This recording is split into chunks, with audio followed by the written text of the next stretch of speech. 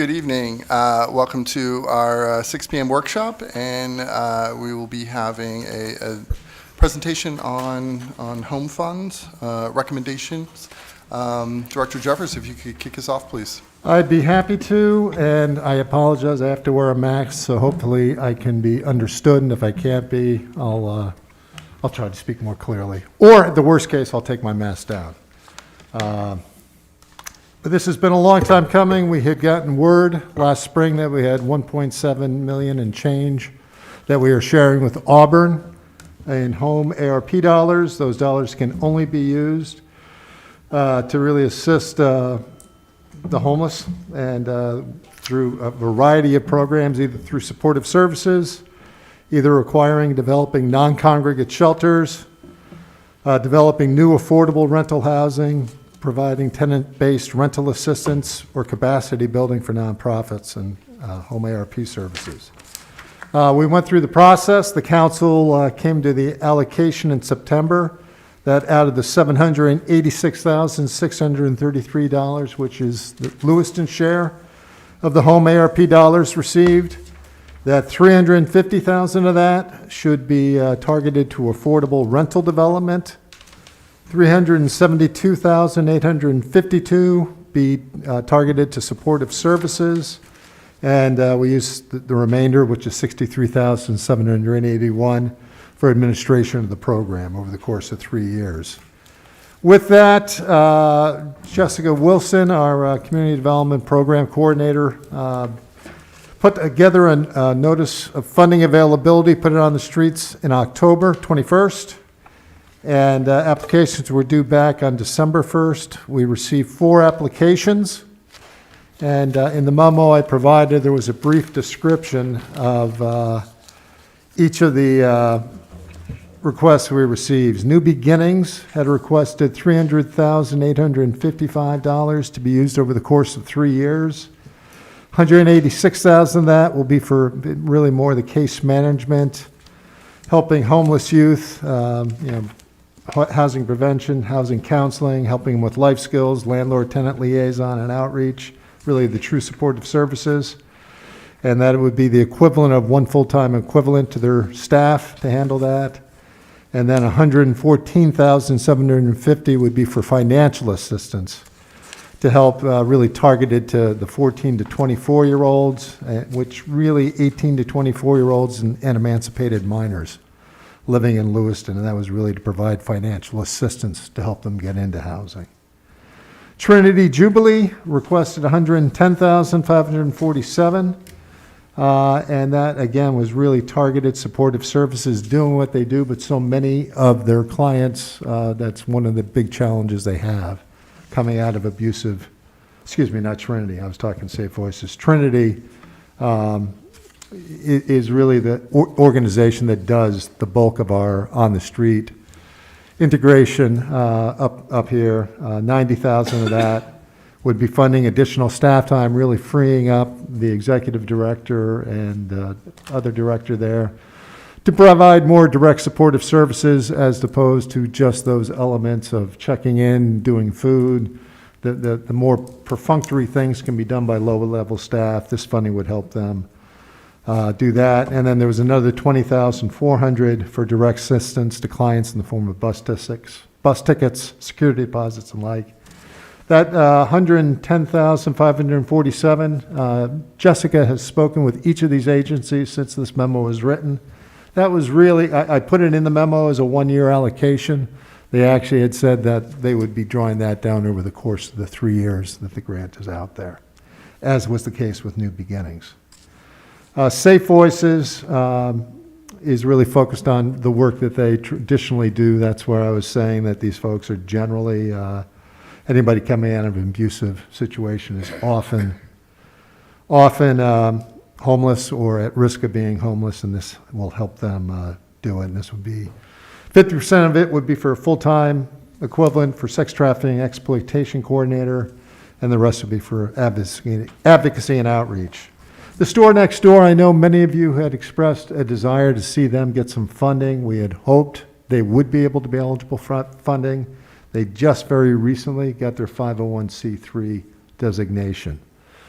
Unfortunately, HUD regulations are very strident as far as what is needed to be done to be eligible. Jessica spoke with our Boston field rep and said, look, it's a brand new organization. We've got many people who'd like to fund them. They're doing great work. We'd like to fund them. But they're new enough, don't really know the ropes, don't really know how to administer the dollars. So unfortunately, the recommendation coming from the committee, which was really coming from HUD field rep, was just that, unfortunately, at this point, the store next door is not ready for funding.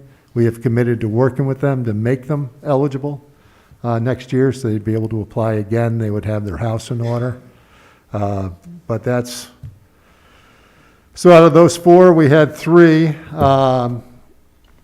Jessica has talked with several of them. I know New Beginnings is here as well. We had talked to them, saying it was sort of easy math, that out of the $372,000 that was allocated for supportive services, that if we just gave each of these, divided the requests, divided the New Beginnings requests by 3 and did Trinity at their full ask and Safe Voices at their full ask, we would have had $42,000 left over, which the committee had recommended that $42,000 be given to Trinity, just because they're the ones doing the most hands-on supportive services to a broader variety of clients, as opposed to just youth or just people coming out of abusive situations. As she talked with New Beginnings, they said they really don't want to hire a person. They have a waiting list for these supportive services, but they don't want to hire just for 1 year. So they have asked that their full amount be funded so they can get this position up and running and funded. And so that full ask totaled $300,855. As we step back this afternoon, thought how might this money be divvied up, and it's entirely the council's decision. The city Citizen Advisory Committee met, considered these requests, and their recommendation, and what was as outlined in the memo, was to divide New Beginnings by 3 and fund everybody at a full 1 year ask. We still did not have anybody ask for the money that was set aside for new housing development, which was $372,852. So council could simply say, well, there was no interest in that, and we'd be willing to reallocate that to supportive services. If you did that, the New Beginnings request could be fully funded for the 3 years. So that $372,852 minus the $235,000 and change would leave $137,305 still available. And if you took the original $350,000 that was allocated for, $372 that was allocated for supportive services. I'm backwards here. I've got my notes. Forgive me. If we took the $350,000 that was allocated for housing, gave it all to New Beginnings, which would be $300,855, that would leave $49,000 left over. The $372,000 that was originally for supportive services, if you fully funded Safe Voices and Trinity, you would still have $137,300 left over. But it really is a matter of how do you want to allocate these dollars. We also spoke to New Beginnings about the possibility of them creating some new affordable housing, which is really the full intent behind that $350,000 allocation. And they could not build new, but they have talked and don't have a building in mind, but they would like to replace and add to their capacity. Right now, they've got one building on Pierce Street that's not in great shape, and while I think it was 6 units, or not all of them are eligible, they could buy another building, do some rehab, and so that $350,000 could be preserved and given to them for that amount. There's not a project identified yet, but if you wanted to hold that money for the original intent of creating additional supportive services, that could be done as well. With that, I think I've muddied the water enough. Let me open the floor and for questions. Councilor Harriman? Thank you. Thank you for presenting. So could I get a little more information on the issue that HUD had with the store next door? Because they've been around for a while, even though maybe on paper, if they've just received the 501c3 status, they may look like a brand new organization. Was it just sort of a bureaucratic sort of hurdle that they had? In large measure, but it's also they have not really had to administer federal dollars. Is a big part of it. Typically, you have audit, you need to have a variety of policies in place, which they do not have in place. We would help them over the next year to do it. They have sort of operated under the auspices of the school department, but they really have not had any, it has been a catch as catch can organization. They do great work. But it's 100% volunteer. There's no policy. I think they're just starting to have paid staff at this point. So it was really not having the policies in place and never having federally administered a grant. You've got to, the reporting you need to do, it's not as simple as somebody comes in and grabs it. You have to actually document that person. You have to get demographics on that person. It's those type of issues. Okay, so it's a matter of mostly getting policies in place to administer the funding and report on it? Policies and systems, okay. I guess. I mean, it's a difficult population to work with. Trinity, God bless them, they are able to provide the demographic information we need with a population they work with that really doesn't want to be known, doesn't want to give their name necessarily, but they're able to get us the documentation we need. It would be a significant shift of how the store next door operates. Okay, thank you. Yeah. Councilor McCarthy? Thank you, Mr. Mayor. When do these funds have to be expended? What's the deadline on? Yeah, I believe it's 3 years, but I will ask Jessica, who's in the audience, to say, Link, you got it, or no, you missed the boat? Yes. Yes. All by 2030. All by 2030. 2030? That's more than 3 years. Okay, yes. So 7. we do have more than 3 years. Okay. Do these funds come available every year? No, this was a one-time. This is a one-time one-shot deal? slug of cash, really a reaction to COVID. Okay. Does the city provide any other help for the store next door? To That my you know knowledge, of? to my knowledge, we have not, no. Okay. Thank you. And we do have CDBG is out there. They would be eligible to apply again, but the same situation would likely arise. It's really getting the organization, the structure they need to be eligible. Thank you. And I think you touched on it. These are home ARPA funds and not CDBG dollars that we get every year, correct? Right, CDBG does get repopulated each year. We get 750 to $1 million depending on the year. It's been right around 850 recently, but home was a one-time, this particular pot of home was a one-time allocation. Councilor Scott? Thank you, Mr. Mayor. So just a couple of questions. Is there a possibility to hold some of the funding till you are able to work with the store next door, and to ensure that they are able to receive some of this funding where there is a 3-year timeline still in effect here? That would be possible. Certainly, and even dividing up the money, we still had, I think it was 42,000 or 46,000, even fully funding, just out of the supportive services. We still had a little money left over. And if we were to, what you said, so nobody's applied for the affordable rental housing development at $350,000. If we were to allocate some of that fund more towards support services, would there be anybody that we could reach out to that might be able to help in putting together a warming shelter or something to that effect this winter, or even a homeless shelter? Or in advance a homeless shelter that we have existing, where this has to go specifically towards a homeless population? It does need to go to the homeless population, but the rules around home ARP were not for shelters, they were for non-congregate shelters. So sort of the classic where you take a gymnasium and you put a bunch of cots in and good, these dollars cannot be used for that. It really needs to be a bed with a room. And a commode, a restroom for each unit. So that was a whole issue we had gone through last fall. So unfortunately, the home, while we cannot do it for a shelter, we could use it for creating a handful of new housing units, or buying a building, rehabbing it, and putting them into the mix to help support it, but it'd be 5 or 6 units, not 20 or 30 beds. And one more question, if I may.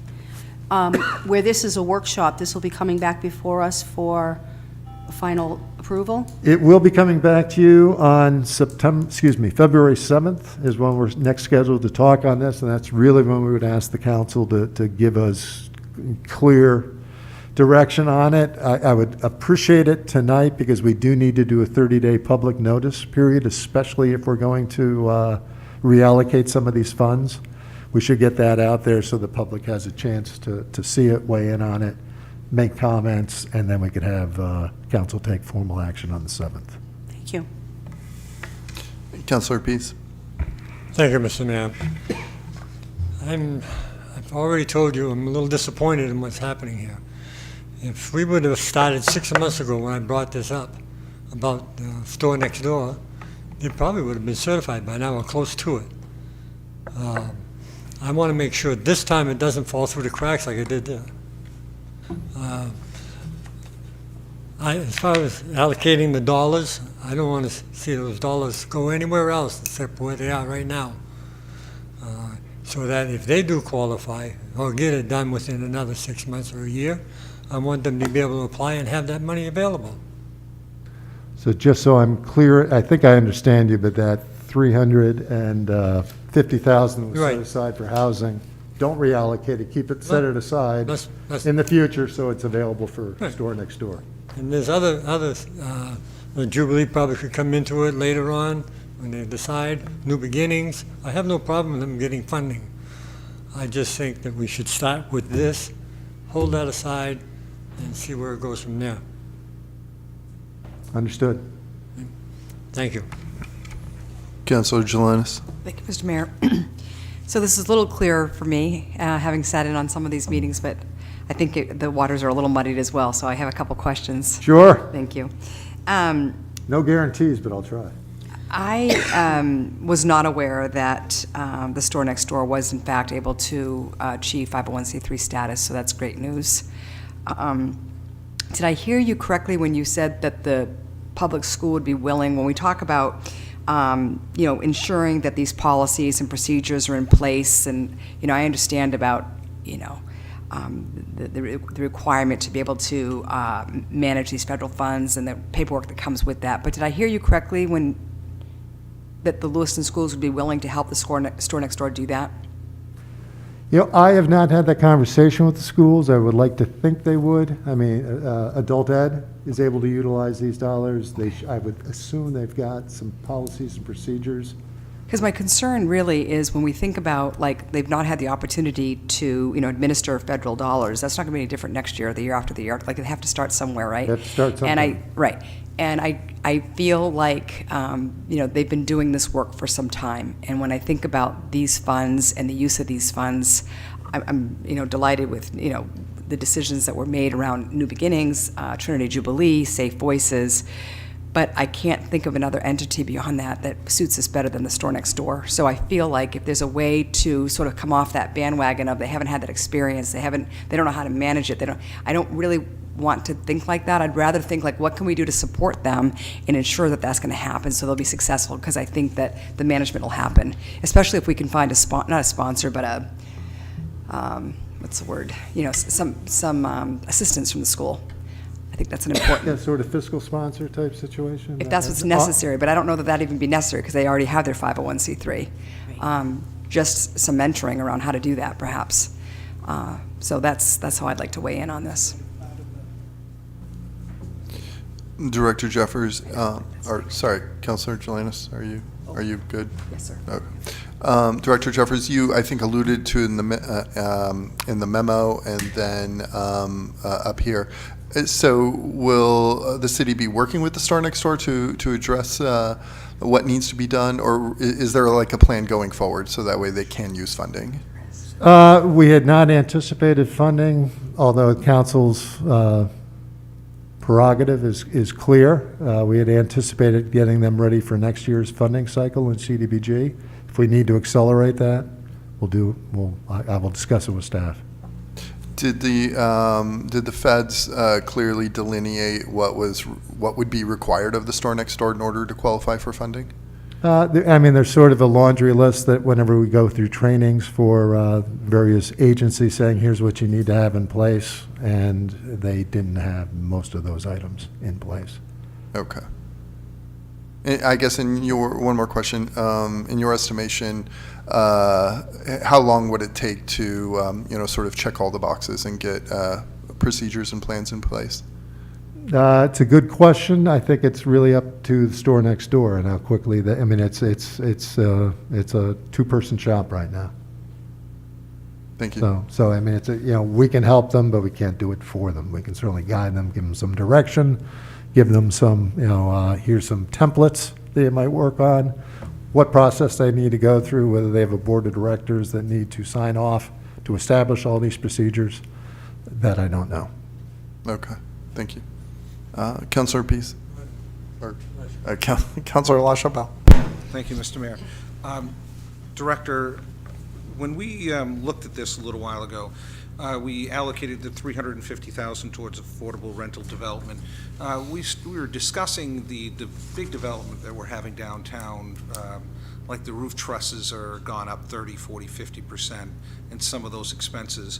I thought we were going to allocate some of that $350,000 towards that choice neighborhood development. Instead, now, I'm asking you, instead of us, what kind of monies are the city of Lewiston putting into the choice neighborhood development? There is another pot of home dollars, not the home ARP, but there is other home dollars that are going into that project to help support it. Adding the home ARP because of the homeless, as opposed to simply being a low to moderate income person, it would add a whole nother element.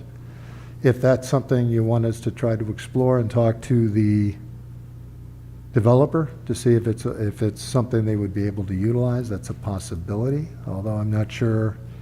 We're already putting a fair amount into that. There's a TIF, there's already some other home dollars in. And Right. Well, I was just wondering if this could offset any of the monies that we're, as a municipality, putting into it, where we're getting the federal funds, move some of that money into that so that we don't have to take it out of our budget. You following where I'm? yeah, I think, yeah, so basically Is that possible? taking the home. The reason I'm hesitating, I'm thinking this was not a competitive 9% round. So the city's TIF was not part of how they were qualified. It would be disassembling quite a bit. I would have to look at it. To say, I mean, we're putting some money in, but not. Okay, I'm just. It's a Just good question. understanding the cost of development has just skyrocketed. Locking in some of these prices is not working. So there is still money available. I just want to make it clear that there is still money available if somebody wanted to build a shelter to come in and apply for something. If it's a non-congregate shelter, Correct. Correct. There's still money available. there's 350,000 is I what. know, I'm sorry. I've just been vilified so often for hating poor people that I just wanted to make it clear that that money is still there. Still there, we did not get any applications for it. And at which point we reached out to New We have not Beginnings. received any applications Not for these the, monies? not for the housing developments. We got lots of applications for supportive services. Well, we got 4 for supportive services, none for the housing side, at which point we reached out to New Money was set Beginnings. aside and we haven't had any applications. Correct. Okay, I just wanted to verify that. Thank you. Councilor Pease? Thank you, Mr. Mayor. Just one more question. You mentioned that they have a whole list of things that they have to do to qualify. You have that copy, that list? Not on me, I'd be speaking No, I for. know, not on you, but Yeah, but I mean, we do have it. I'd like to have a copy. Sure. In fact, I'd like to have 2 copies. if you could, I'd appreciate it. Thank you. Sure. Thank you, Mr. Mayor. Councilor McCarthy. Thank you, Mr. Mayor. Couple of things. How long do we have to allocate this money? I know to spend it was 2030, but how long do we have to allocate this money? I am going to ask Jessica to weigh in on that again. She's the rule maker. I'm not aware of any upcoming deadlines. So that we could hold on to that 350,000 and use it either for affordable rental housing or store next door at a later date? Right, we would need to go through a process of reallocating it, but it's just a 30-day public hearing process to reallocate it. Okay. The other thought I had, and may not be workable, but I was wondering if we could allocate more of this grant to an agency that's getting money from the city in another way and have them shift that money to the store next door.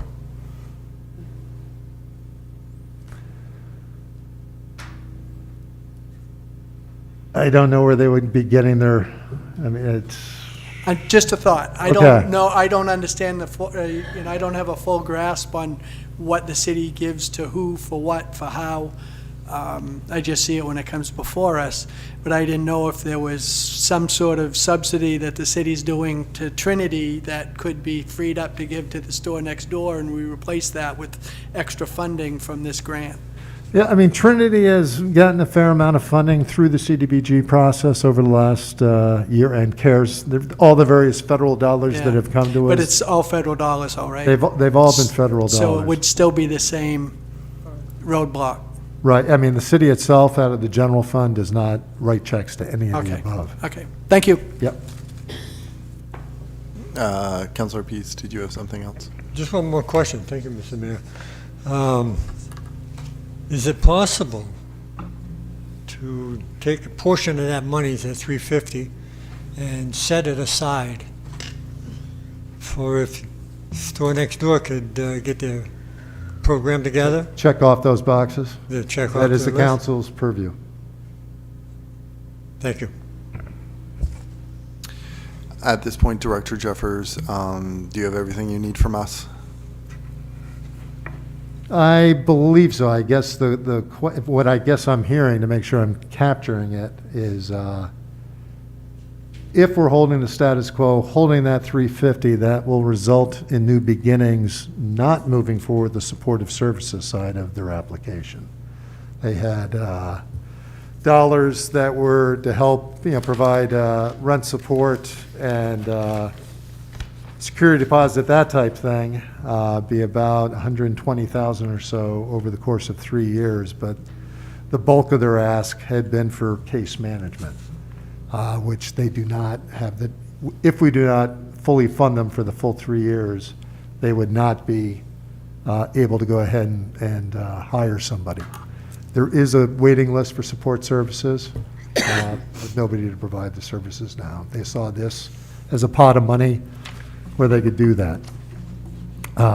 So I guess the question I would ask council is, even if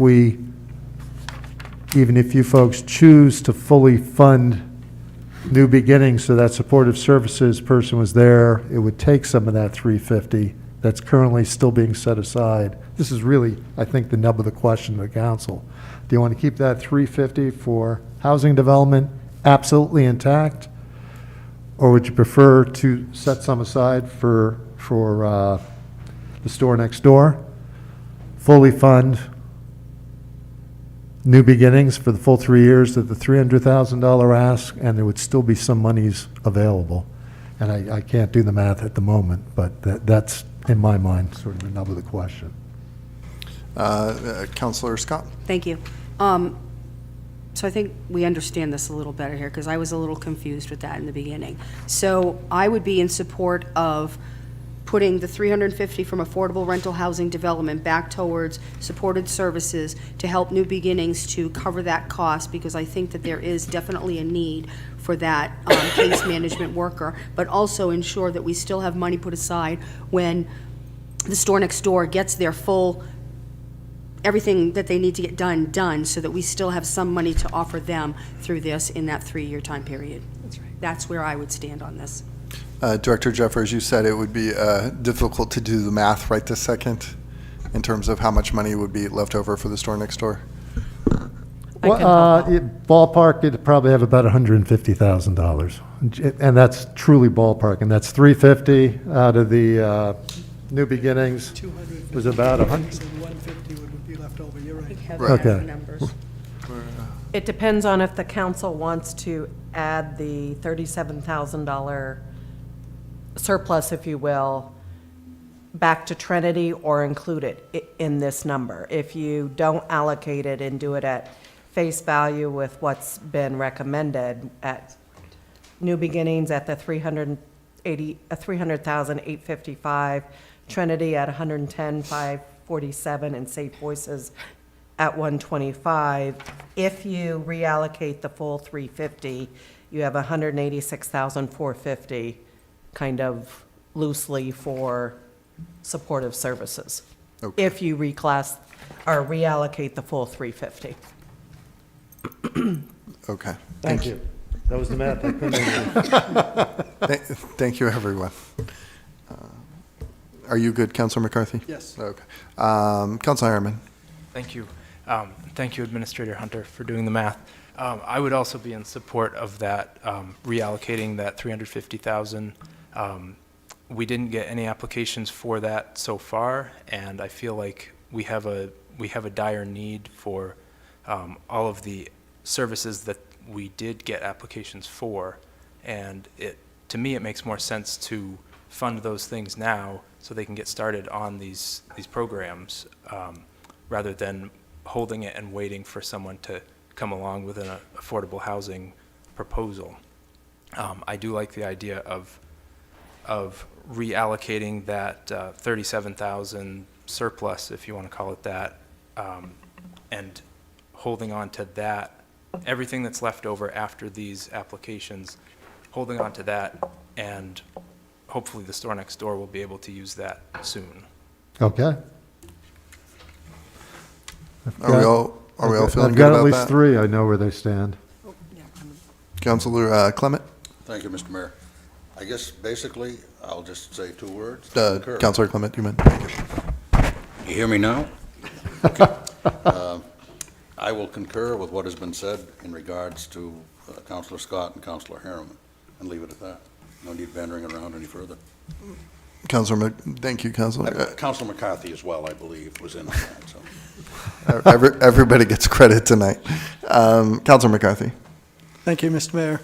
My only concern is we've caught a lot of grief lately on the lack of homeless shelter or that, and I don't want to be construed as the council, again, not supporting the homeless in this situation.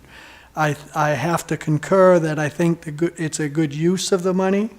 I know the store next door does a tremendous job, a thankless job, and so I will side with that, but I just want to make sure that people realize that, we're not going against, we just have so much money, and we feel that that would be a better use of the money to support the homeless population. So, thank you. Did I just weigh in on that briefly? Yeah, sure, go ahead. I mean, I absolutely concur with what you said. To create new affordable housing or even a new non-congregate shelter is a couple of years out. So this money there's real need today, and these dollars can be well used. So to your point, we did not get applications, and 350, there's nothing in the pipeline, and there's real need. So I would concur with your statement. I think we're all set, Director Jeffers? Yes, You're good? I'm good. I appreciate it. Thank you all. Appreciate your attention. Thank you very much. Administrator Hunter, do we need a vote to go into executive session? Yes, we do. Under MRSA Title I, Section 4056C, to discuss an economic development issue with permanent disclosure. Information would prejudice the competitive bargaining position of the city. So moved. I have a motion, Councilor McCarthy, second by Councilor Pease. All in favor? Thank you. we're heading into executive session. I anticipate being back by 7.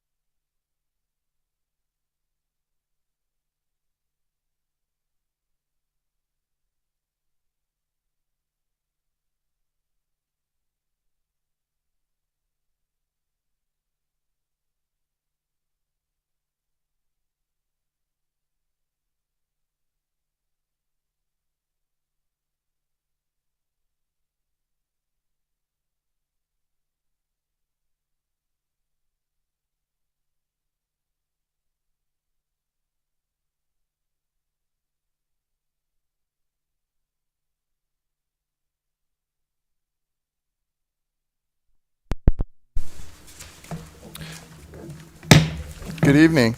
We will welcome to our council meeting. We'll begin with the Pledge of Allegiance, and Representative Margaret Craven will lead us.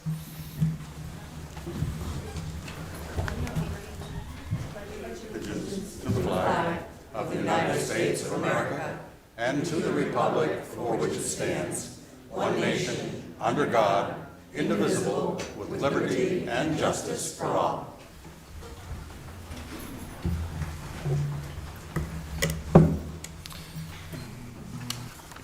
And now we have a Lewiston Leads presentation by the Ward 3 Councilor, Councilor Harriman.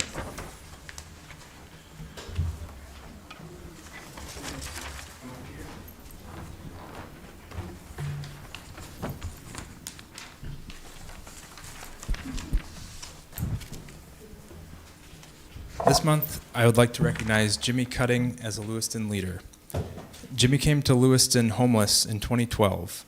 Once he secured housing, he began volunteering at the 12-Hour Club, which was a social club for people in recovery from drugs or alcohol, spending many hours each week offering help to the club's members.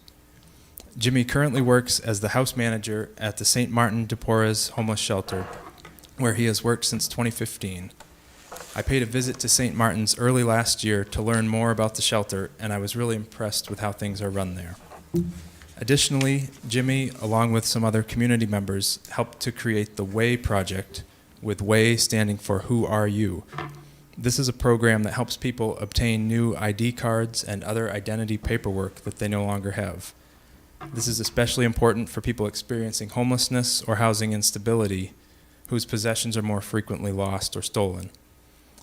Finally, Jimmy often spends time just walking or chatting with people in recovery who need someone to talk to or who need advice or information about services.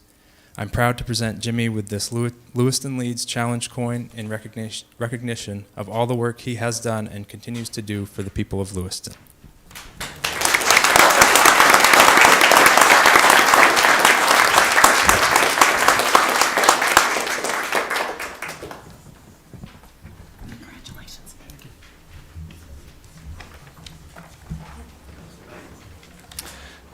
Madam Clerk, I think we're ready to begin. Yes, all roll call votes for this meeting will begin with the Councilor of Ward 3. Now, did you have sent out all of the minutes? No, you have the November 1st and the November 15th, and then we'll get you the December ones tomorrow. They're done, we just need to email them out to you. So this evening, if you wanted to approve the November ones, the 1st and the 15th, Mayor, if the council is so interested. Are we ready to approve them, or do people want to look them over? I'm good. We're good? Okay. Madam Clerk, let's proceed. Sure, so the motion before you would be acceptance of the minutes of the November 15th and, November 1st and November 15th meetings. May I have a motion? So moved. Councilor McCarthy, second by Councilor Pease.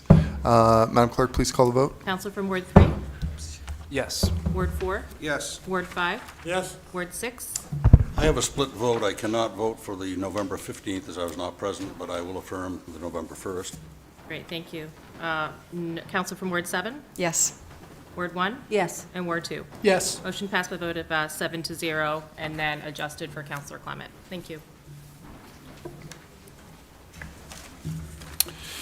We are now up to the public comment period. Any member of the public may make comments regarding issues pertaining to Lewiston City Government. This period is reserved for non-agenda items. Public comment is also allowed during individual agenda items. Public comment is limited to 3 minutes per person. Please state your name for the record. Please indicate if you're a Lewiston resident. Because this is the business meeting of the City Council, all questions should be directed to the mayor, who will ask staff to follow up at a future time. It is illegal for the City Council to allow comments related to personnel matters. All personnel complaints should be made directly to the City Administration Office. Ron Potvin, 291 Pond Road, here in Lewiston, Vice President of the store next door. Standing up tonight to comment on the workshop that you just had. Number one, I want to thank the council for an enormous support for the store next door. Each one of you had something positive to say, and I greatly appreciate that and hope it materializes. Second, there was just, I apologize for my animation. I have a very difficult time when things are being said about my organization that it's immaterial, it doesn't exist. So I'm here to clarify some stuff for the store next door, for the public and for your benefit, and for the city staff benefit, obviously. So store next door was an effort by the school department 20 years ago, and was nothing but a closet of contributions that the school took care of. When I sat on the school board, I took a look at the opportunity that this could be so much more. We initiated the incorporation of a separate entity. The store next door is not part of the Lewiston School Department. Let me say that again. It is not part of, we purposely separated it. That being said, we are an organization of 5 board members. 5 board members.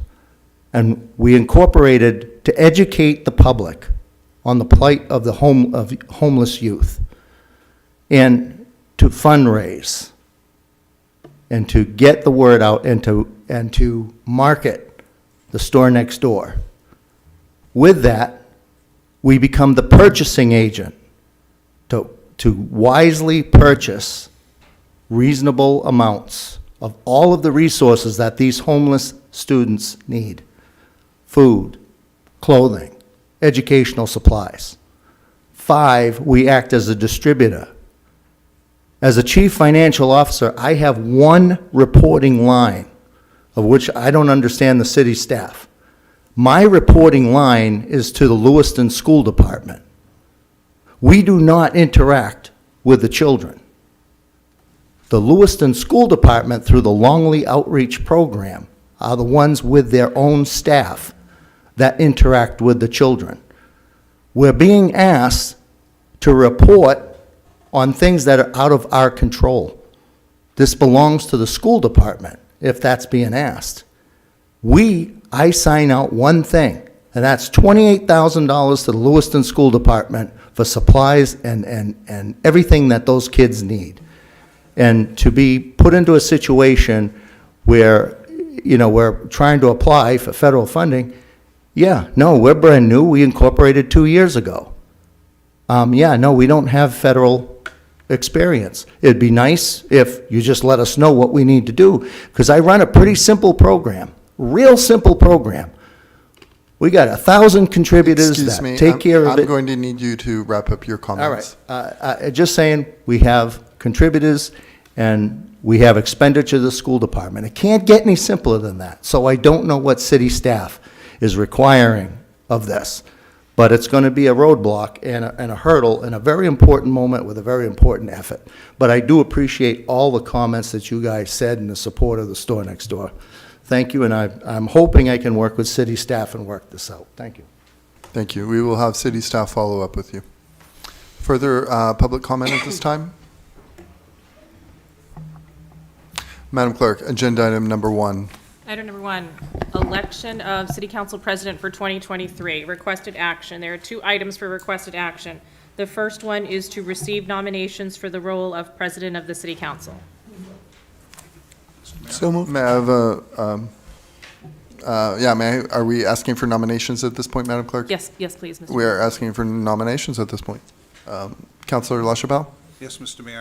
I would like to nominate Councilor Clement as our current president of the council. He has done an excellent job this year, and he's dedicated an enormous amount of time to the council, and I feel he's deserving of given a second year. So that'd be my nomination. And Madam Clerk, for clarification, we do not need seconds for nominations. We That is just need correct. nominations. Yes, that is correct. Okay. Thank you. Discussion? Councilor Harriman? Thank you.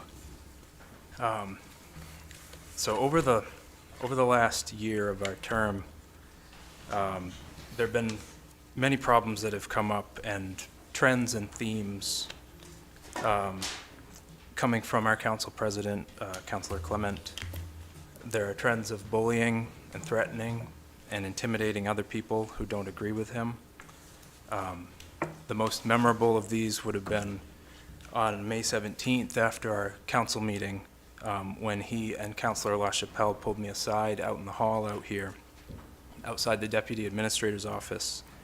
And Councilor Clement said, if we don't get some moderation from the left, then we're going to start removing people from the council. I took that as a threat and an attempt to bully me and intimidate me into changing my political positions. It wasn't the first time. There were, back in April of last year, Councilor Clement suggested I consider resigning from the council. Followed it up with, quote, fortunately, there are parliamentary processes available to address such negative resonance if it is to continue, end quote. Also, in March of last year, the same wording came up from Councilor Clement. Quote, if we don't get some moderation from the left, then we just tell them, no matter what they try, they'll have to overcome a majority vote and their BS is only going to stiffen our resolve, end quote. There have been threats about using parliamentary procedures to silence and remove people who don't agree with Councilor Clement. Also in mid-March, in an email to a constituent, he says, quote, this is regarding, they're talking about the mayor here, quote, at some point, we'll grab the rug and whip it out from under his feet, exclamation point. Best regards, Lee Clement, end quote. In another email to the chief of police, quote, I'm sorry if we fired the mayor up and he found it necessary to jump you.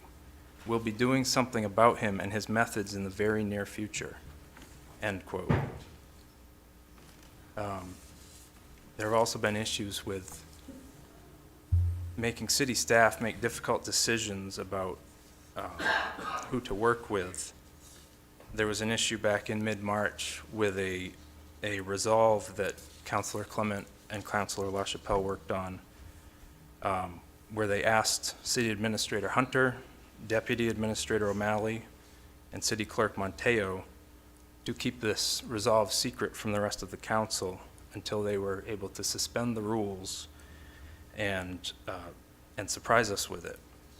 Quote, this is from Councilor Clement, if you can get your suggestions back by midday Tuesday, which is the day of the meeting, I will work up a final draft and forward it to Madam Clerk, asking that it be put in final official form and held in confidence until such time as it is allowed to be moved under suspension of the rules.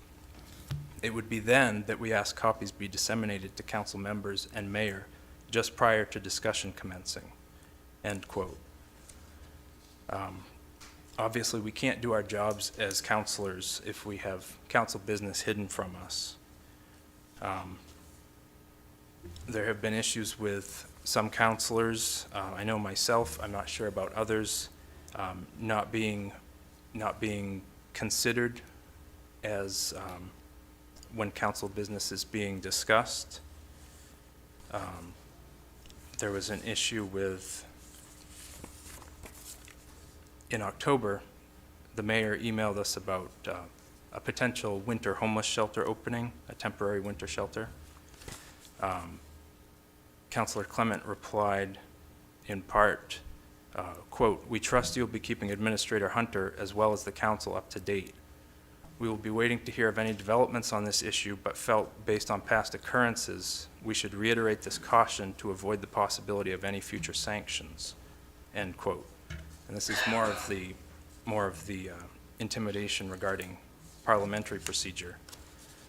The mayor asks what those sanctions might be. Councilor Clement replies in part, quote, as to sanctions, I'll leave it up to you to decide if you wish to test us again, end quote. And I replied asking why I wasn't considered as part of this group of us. And Councilor Clement's response was, quote, I don't need and don't intend to consult you if I speak for a majority or more on any topic. You, your questions and constant concerns aside, I've been around long enough to understand the ways of the world and certainly know what my role and responsibilities are. if and when I think it advisable or necessary to seek your advice or wise counsel, rest assured I will do so." End quote. These have been constant recurring themes, and I think we really need a change in our leadership on the council here. I don't really see going forward with another year with the same person in the city council president's seat. And for that reason, I would nominate, if she is amenable, I would nominate Councilor Scott as well for council president. Thank you.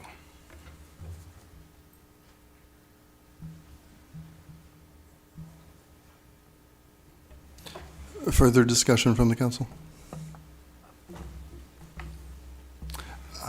Councilor Scott. So first off, thank you. Thank you for the nomination. I wasn't quite expecting that, but I appreciate it. I will only say that I have the experience. I was the chair of the school board for 2 years. I've been a chair of many boards. I have extensive knowledge in rules of governance and Robert's Rules of Order. And I would hope that no matter how this turns out, that whatever the vote is, it ends up being, whether it's for me or for Councilor Clement, a unanimous vote, because I think that's the important way to move forward. I'll just say that. Thank you, if that's possible. Thank you.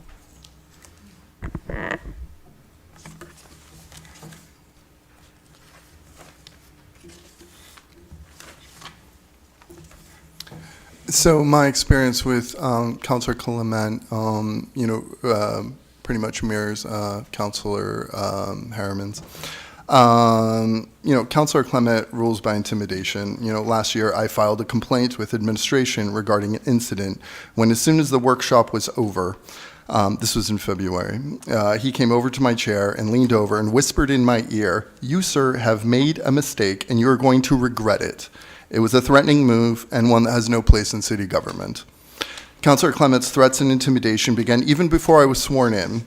During a lunch conversation in December of 2021, he told me that the four of them had been meeting and insisted that Larry Pease should be the school council rep. Councilor Clement said that if I didn't nominate him, it wouldn't be embarrassing for me. This follows a pattern of intimidation by Councilor Clement. These threats haven't worked to silence me, which leads us to tonight's proposed agenda item 10. The councilor now wants to take a drastic, heavy-handed approach by seeking to change council rules that have served Lewiston just fine for over a century.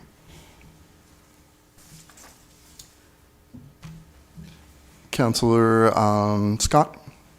Thank you, Mr. Mayor. I'd just like to add one more thing. One thing I've learned, and I've been elected for quite a long time, and have been an elected official and done many things in this community. And the one thing I stand by, and the one thing I've learned, is that I never, ever, no matter what I agree or disagree with a person, speak disparagingly about another person. I do not do that. That is not who I am. I feel that it's very important, whether I agree or disagree with somebody, that I find a way to work with them on everything. That's not an easy thing to do. And I will say that if I were to have this position, that I would follow through with that, no matter what the topic is. Thank you. Further discussion from the council? We are now heading to public comment for this agenda item.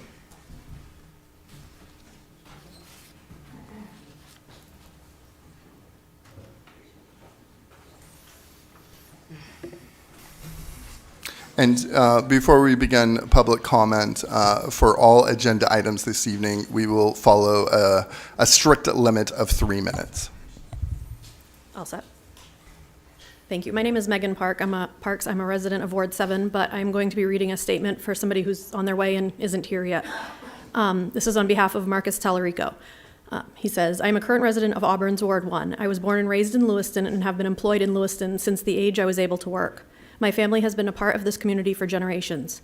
I am speaking before you today to encourage you to not support the re-election of Councilor Clement to the position of Council President. On March 16th, 2022, I submitted a FOIA request to the City of Lewiston seeking to inspect emails of Councilor Clement, as is my right under Maine Statute of Freedom of Access Act. As of 12 days later, I hadn't received the requested documents, That morning, I received a phone call from my employer. The business I work for was recently purchased the prior year, asking if I knew Lee Clement. Very shocked and at a loss for words, my employer informed me that Mr. Clement had emailed him several times trying to reach him. After speaking with me and me explaining the situation to my employer, he called Mr. Clement back to see what it was he wanted. Councilor Clement then proceeded to ask my boss questions about me, as if he, my boss, knew what I was up to. This is totally inappropriate, as my request was made as a private citizen and not as a representative of the business I work for.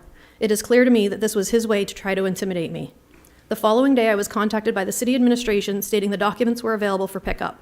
The main FOA process gives people the right to access public records and keeps our government accountable. If Mr. Clement does not want to be held under public scrutiny, he should not be in public office.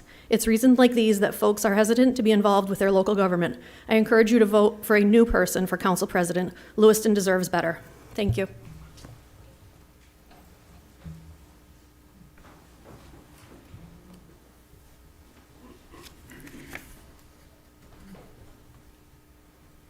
My name's Melissa Dunn. I reside at 254 Blake Street in Lewiston. I'm a community organizer. I've organized in Lewiston since 2011. I first began around tenants' rights organizing. I'm not for Linda being president because of harassment I received. And I have documentation. I'm wondering why, if not Councilor Harriman or somebody, would not consider being president.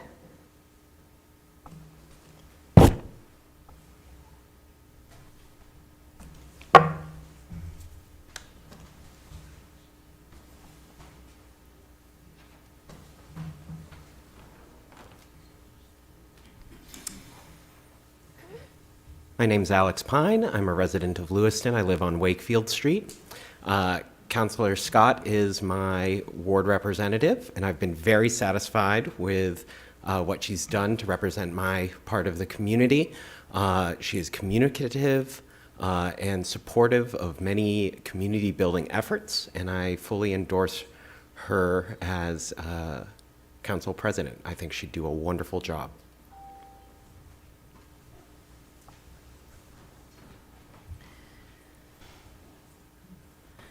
My name is Sarah Morin, and I live at 22 Gloria Avenue, and I would just like to say that I've worked with Linda Scott for years as a parent of the school board. She's always worked throughout the district, not just in her district. She's always reached out. I've always reached out to her, and she's always worked with everyone, so friendly, so thoughtful, and kind. Super, super kind, and always the best interest of the students, the faculty, and the staff. Thank you.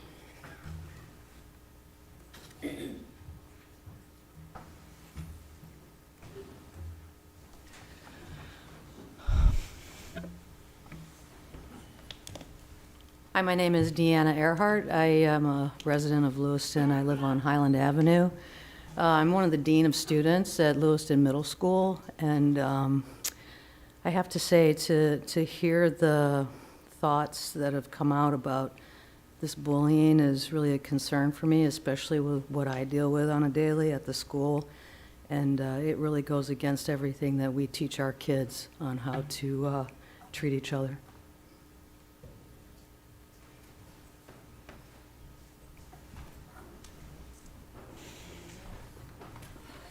My name's Steve Miller. I live in Lewiston. All I got to say is we got to grow up. We got to grow up.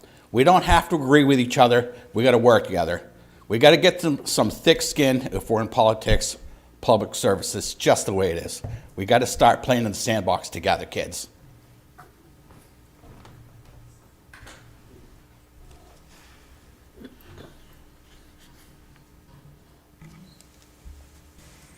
Further public comment?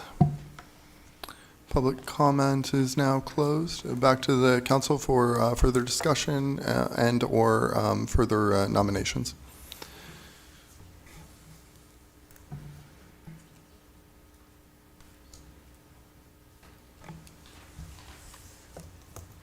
Madam Clerk, please call the vote.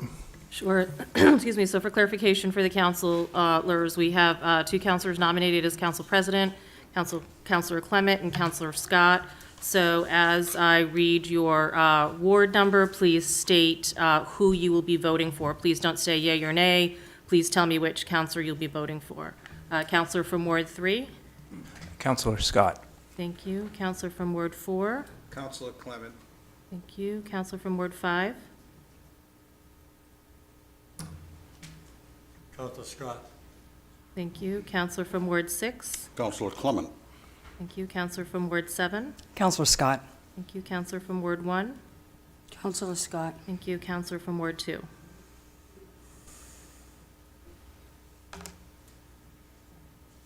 No, think in a second.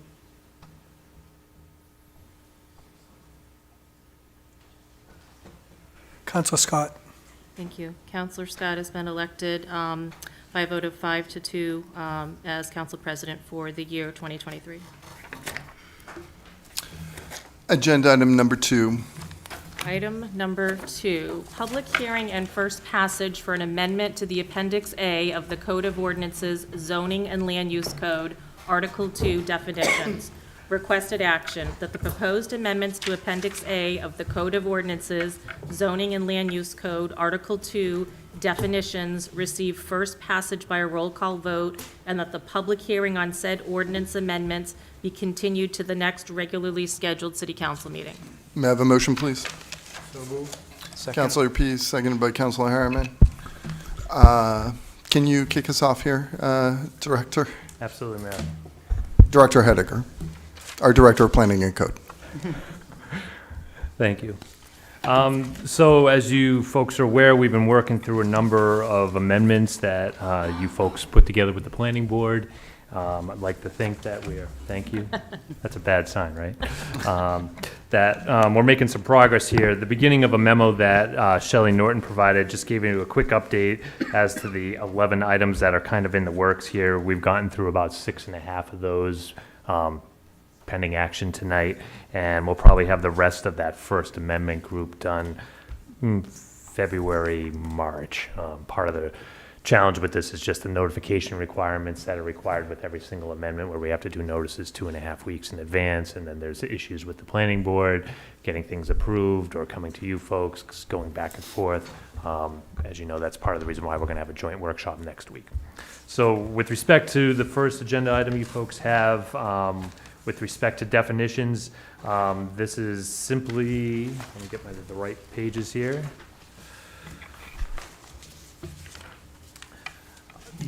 Some of these amendments you'll see overlap throughout, or I should say some of these agenda items are going to overlap from different articles in the zoning ordinance.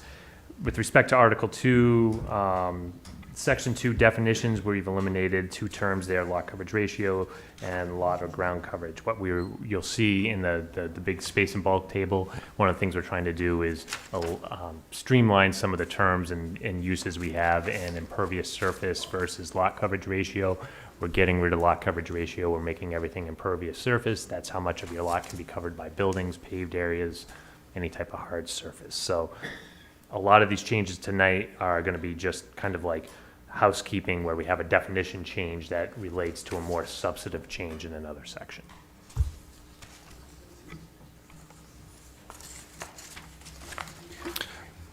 If we can keep chatter in the council chambers to the barest of minimums, I would appreciate it. Anything else, Director Hediger? Not for this item. Okay. Discussion from the council? Public comment for this agenda item? Back to the council. Anything further, Director? No. Okay. Madam Clerk, please call the vote. Councilor from Ward 3? Yes. Ward 4? Yes. Ward 5? Yes. Ward 6? Yes. Ward 7? Yes. Ward 1? Yes. Ward 2? Yes. Motion passed by a vote of 7-0. Agenda item number 3.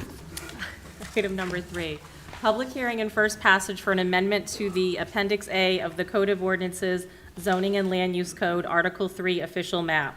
There are 5 items for requested action.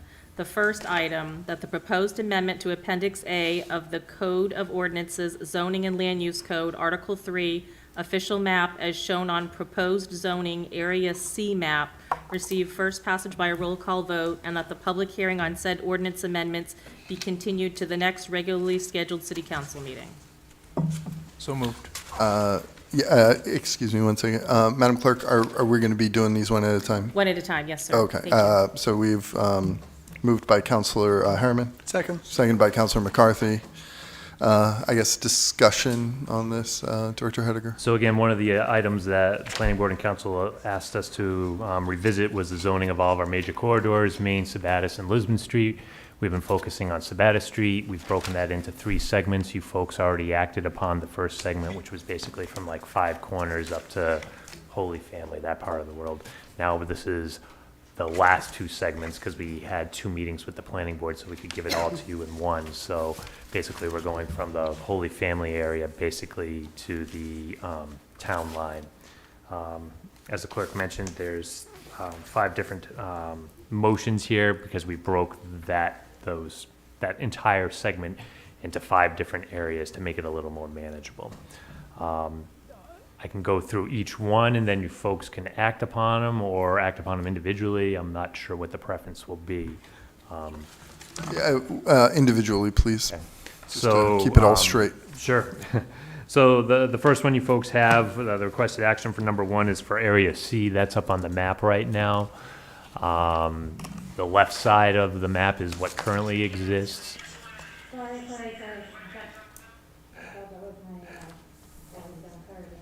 So the left side is currently what exists, the right side is what's being proposed. Specifically, the areas that are in the circles are the areas where changes are proposed with respect to increasing the depth of the district. You'll note in your packets and on each one of these forms, we've identified the addresses that are being changed from, in this case, Neighborhood Conservation A to Highway Business. So that's, as we've discussed, the challenge with most of our commercial zoning districts is that they immediately abut single-family districts. So everything in this orange color is a single-family district, and everything in this, whatever, salmon pink color is going to be your highway business. That's your commercial district. We tried to focus on areas with the planning board where there are traffic signals as well, knowing that if it's going to be some type of use that is of intensity that generates a lot of traffic, because we don't necessarily have a turning lane out there on Sabattis Street, a lot of that will be driven by intersections with traffic signals. So there are traffic signals. It's kind of hard to tell on these maps, but these little blotches that you see here are areas where there's intersections with traffic signals. Guess with that, that's all I'd have to add for Area C at this point. Discussion from the council? Public comment for this item? Back to the council?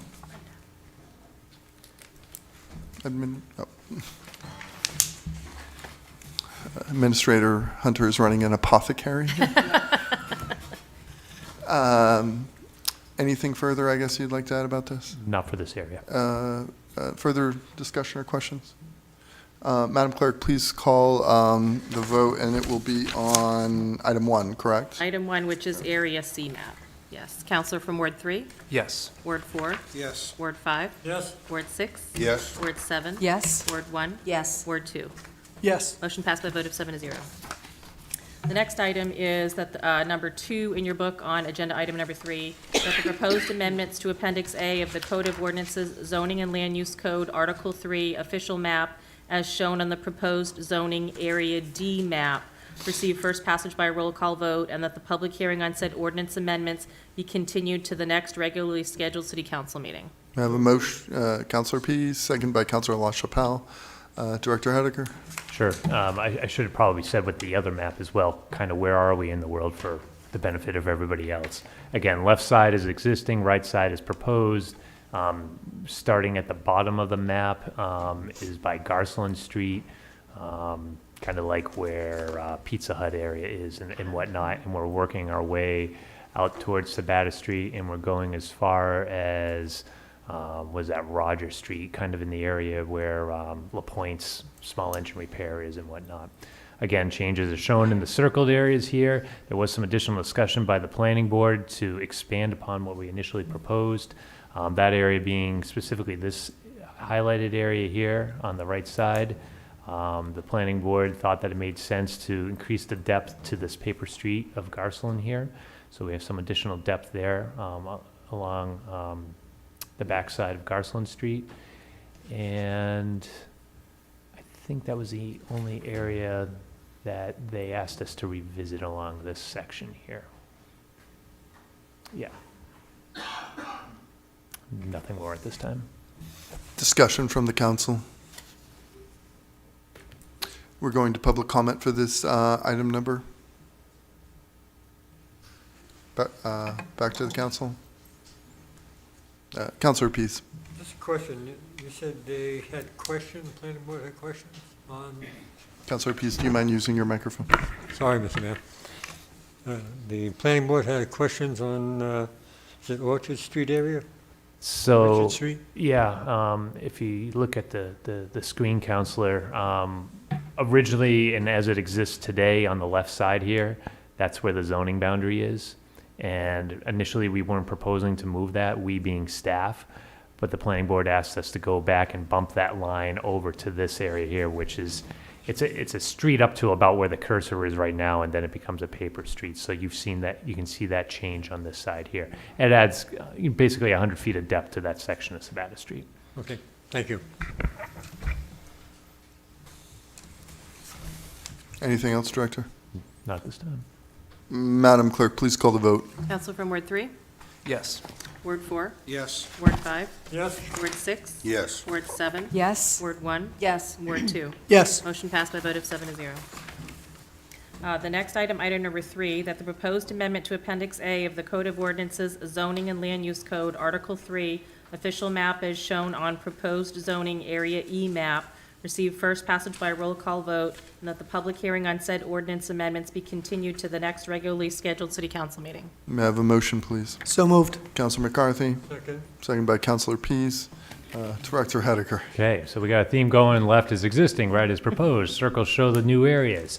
Where are we starting this time? Basically at the intersection of Grove and Sabata Street, and working our way up almost to Country Lane Estates. There was some discussion at the planning board, particularly about this area here that I'm circling. There was a neighbor concerned with the rezoning of this area here.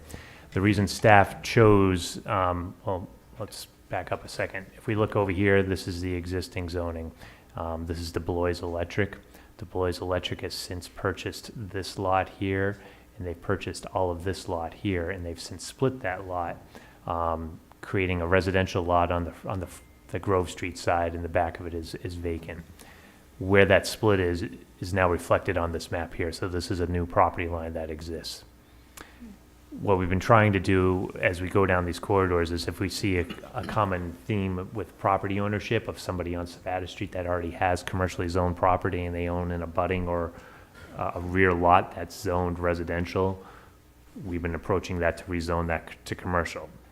A lot of times we know that property owners have bought these in anticipation of trying to do some future growth there at some point. That's exactly the situation here. We knew that DuBois Electric had purchased these two lots with the intent of potentially developing those at some point. So there are at least one neighbor that was concerned with this proposed use here. Planning board heard that, but they did move forward with the recommendation. This other zone change up here, this is the corner of Pond and Sabata Street. We got an email and a question about this area. I'm not sure if the questions were necessarily met with satisfaction from the property owner, but a number of these properties are already multifamilies, and they're located in the NCA zoning district. Multifamilies are not permitted use in the NCA, so staff's thought was, let's include this and make them essentially conforming uses at that point, because that's a change that you folks on the board made effective December 1st, was to allow multifamilies in the highway business. So we basically have made something that was non-conforming out there conforming with this proposed change. no other comments on this area at this point. Discussion from the council? Councilor Jelinas? I just want to make sure that I'm understanding you, Dr. Hediger. So when the planning reviewed this, was DeBlois property, was it not part of the original proposal? Is that what? It was part of the proposal. It was, so they just, yeah. that was included. Correct, yes. Staff knew that was part of the proposal, staff knew that Du Bois owned that property. Yep. They'd actually contacted us at one point saying, what would we have to do? And we said, we're actually going to be exploring some zoning changes here. We can incorporate your request into this. That's the map that you see on the right side there. But as a result of that, there were some comments from people that live on Gloria Avenue about the zoning potentially going too far into a residential area.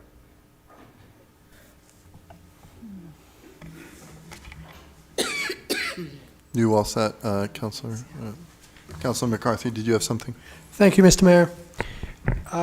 38 Gloria Rear, is that highlighted? Because it doesn't look like it on there. Now, whether I'm mistaking from the map I looked online compared to this map, I thought that there was another lot there that was the rear. It's 38 Gloria Rear.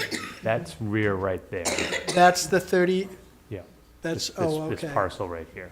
Okay, because the only apprehension I have with this is that the 26 Grove Street reaches so far into the neighborhood.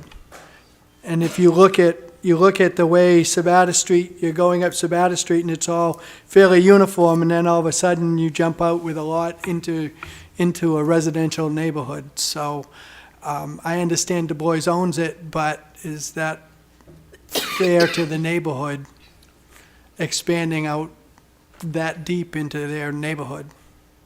Yeah, one of the comments that was made at the planning board, and I believe somebody's here from for Du Bois Electric, so they may be able to speak to it as well.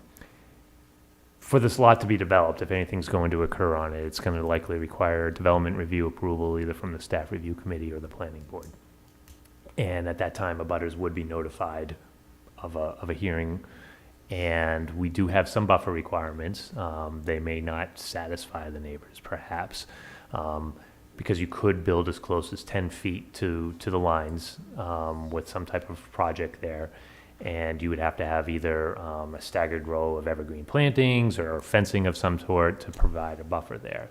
Whether or not the property owner would take full advantage and build within 10 feet of the property line or choose to stay further back, I mean, I think, they may be encouraged to stay further back if they don't need that, but at the same time, they want to maximize their property. So understanding there is some uncertainty with any zoning, as to what's going to happen on the property next door.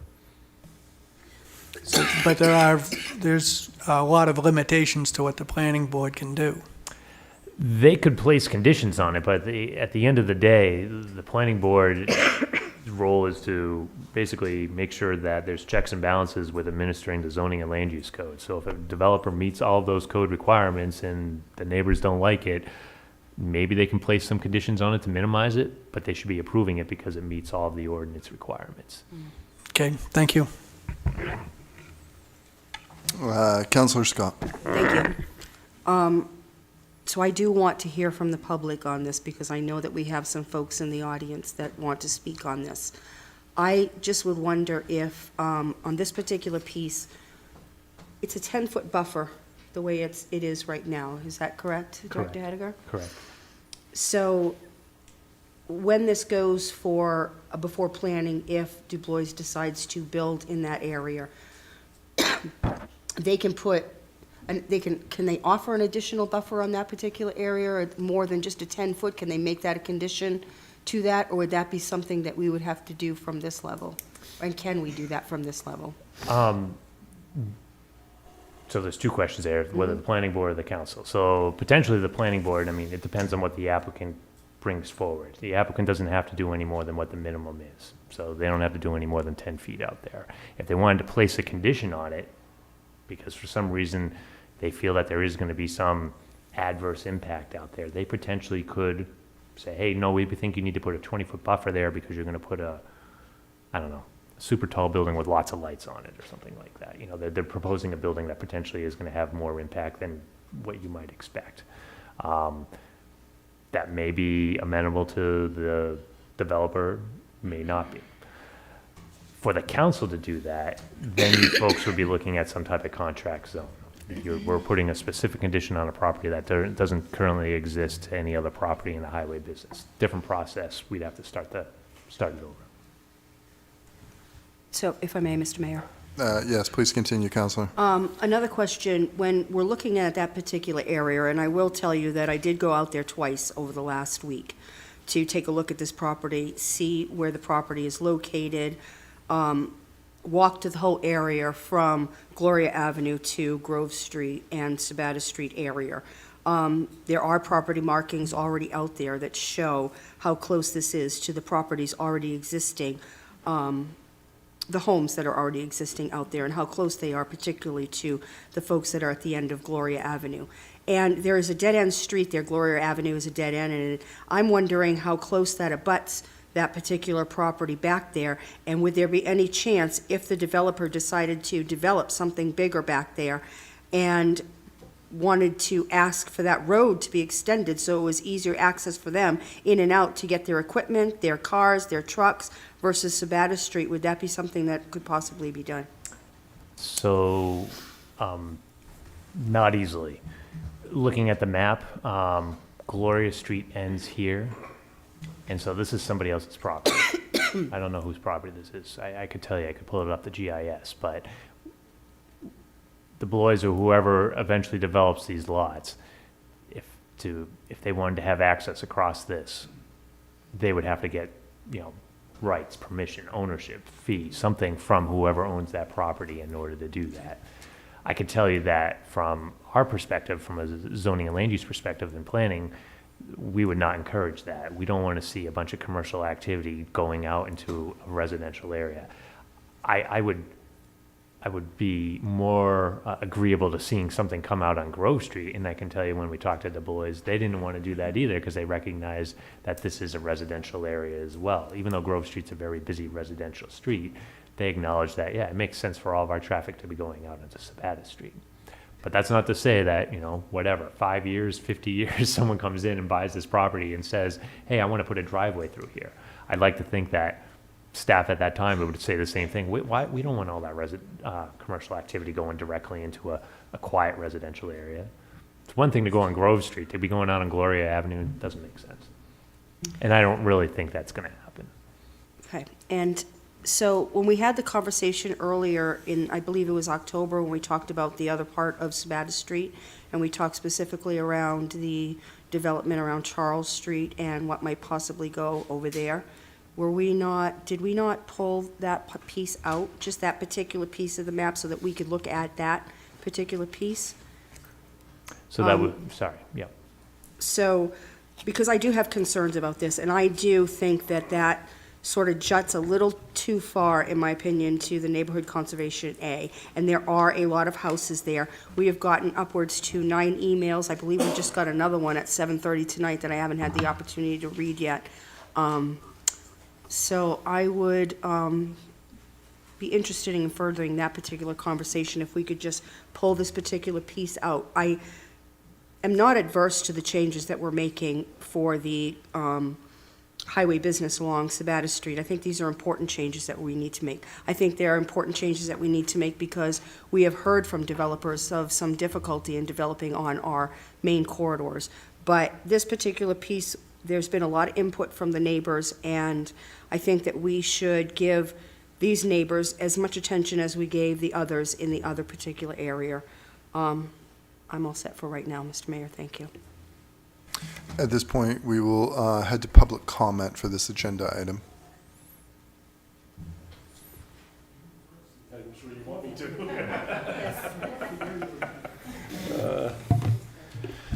Good evening, my name is Tim Moore, and I live at the dead end of Gloria Avenue. I hope you all had a chance to read the email that I sent you, but more importantly, to look at the pictures that I included because they're very important. I'm here asking you to remove the 26 Grove Street rear parcel and 38 Grove Street rear parcel from this proposal. These lots were placed into Neighborhood Conservation A to protect the Grove Street and Gloria Avenue neighborhoods from commercial development. I have lived on this dead-end road for 22 years, and prior to that, I lived across from 26 Grove Street since 1972, my entire life. We already have to live with some noise from Colette Monuments and Rick's Pools because there is no buffer between Gloria Avenue and their rear lots. If this proposal goes through, we will be losing the woods that protect us from the noise from another part of Sabata Street, and we will have to listen to large trucks picking up and delivering materials at Du Bois Electric at who knows what time of day or night. You will be allowing them to move their commercial property to within 10 feet of my property line and about 60 feet from my home. There was a point made that these lots are landlocked, but you need to realize that just a few weeks ago they were not. Du Bois landlocked them by buying the original home that they were attached to and removing the 2 lots from that home. For years, Mrs. Clavette, the previous homeowner, would not sell the property to them because she did not want this development to happen. Unfortunately, she passed away this summer and the estate had to sell the home. Du Bois knew that this was neighborhood conservation land and purchased it anyway, assuming it would be absorbed into their lot. Du Bois Electric no longer has a retail store, and their operation would be more suited in an industrial park or a large commercial area as they continue to grow, rather than encroaching into the protected neighborhood conservation A district. You just have to take a quick look at the city maps or to take a drive down Grove Street to see that the existing Du Bois building is enormous and is just a couple of feet from the property lines of 4 individual Grove Street homes. Please do not allow this to happen to our dead-end neighborhood. These lots do not fit the purpose of the original proposal and come too far into the neighborhood conservation district. I would rather see this end here tonight rather than having to go any further. Thank you.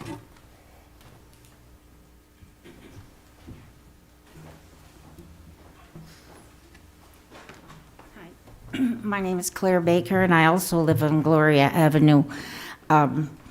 They are our neighbors. They're our backyard neighbors.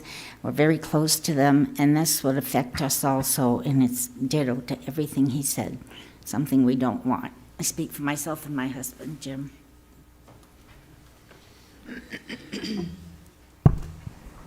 Ron Potvin, 291 Pond Road on the other end of Gloria Ave. And I want to mention that, as I'm watching this proposal on development, that, as a resident now of 9 years there, the compactness of the of that commercial area on Sabata Street is enough, and it's probably too much. The in and out of all of the activity that goes on Sabata Street is, is beyond what is reasonable already. Now you add something more, and my concern on not just driving Sabata Street, but the traffic on Pond Road of all of the people accessing everything up on Sabata Street. We already have a numerous amount of trucks that go by, not to mention the number of people going by at 50 miles an hour in a 25-mile-an-hour zone. And that's just what exists now. And I just don't see the point in expanding any more on Sabata Street with what's already there. And I don't know. I mean, it seems like every time I drive by Sabata Street, there's another car accident of a car pulling out somewhere, and it just seems to be just too much already. So I would just urge the council that there's no reason to make this change at this point.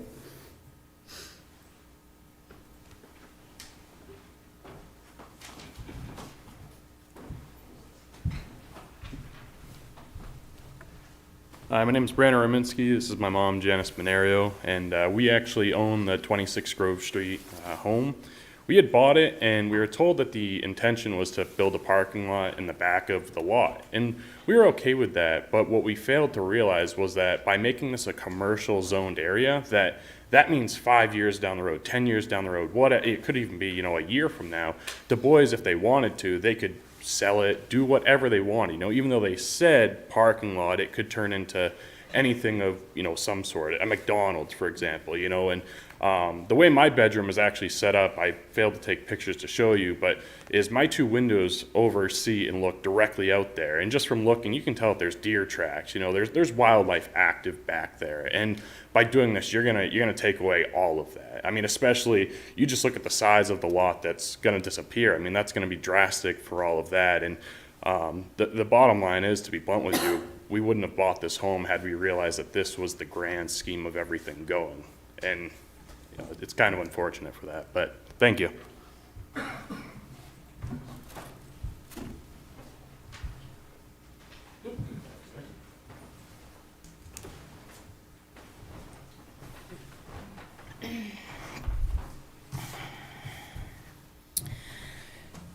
My name is Sarah Morin, and I own 22 Gloria Avenue, 36 Grove Street, and 38 Grove Street. I am here tonight regarding the vote that you will be making on rezoning of Sabata Street. The 26 Grove Street rear lot abuts every single one of my properties. The objective of the rezoning was to straighten out the lines along the Sabata Street corridor and to make non-conforming lots into conforming lots. 26 Grove Street rear and 38 Gloria Avenue rear are part of your vote tonight, and they do not satisfy either of those two objectives. These two lots I am talking about were recently purchased by DuBois Electric and are zoned as neighborhood conservation and have been folded into this highway business rezoning of Sabata Street. I believe that these lots should be excluded from your vote tonight and should go through the planning board process separately from this proposal and on their own merit. The lots I am asking you to reject in this proposal would create rezoning from neighborhood conservation to highway business 6 lots down Grove Street. That is way too far. Furthermore, it creates skewed lines worse than the planning board was tasked to fix. The DuBois family has had major success with their business, and I wholeheartedly applaud them. However, I do not think that it is right to take away neighborhood conservation zoning to accommodate their expanding business. Neighborhood conservation zoning was created to protect the interest and the integrity of a neighborhood, not for commercial properties to expand. Furthermore, while Mr. DuBois has certain intentions for his expansion, DuBois Electric will not be there forever. And by changing the zoning, you open the door for almost any establishment to be inside of a neighborhood. I ask you to please exclude this portion of the proposal and require DuBois Electric to go through the planning board process like any other expanding business is required to do. Thank you.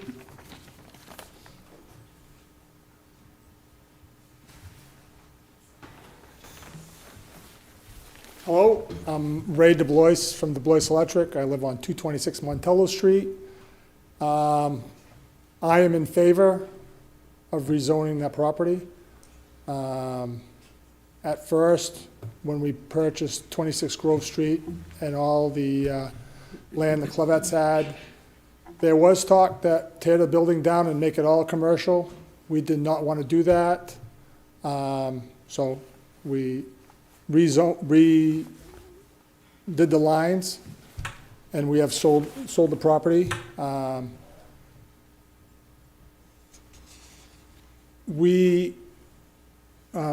trying to think how I'm going to say this, but we're good neighbors. The two neighbors at 128 Oak Street, when we built the Sabata Street, that we built the parking lot across the street from us. We're always in communication, what we're doing. It'll be no different when we decide what we're going to do with the property. We don't know what we're going to do with the property. It's good to have it there. But I will communicate with the Morins and all the neighbors on what my plans are and make sure that we all agree that it's in the best interest of everybody. I'm not looking to park my cars right on the line. I'm not even planning on having it being a parking lot. We got that across the street. So that's all I have to say. But if you guys have any more questions while I'm standing here, I'll be happy to answer.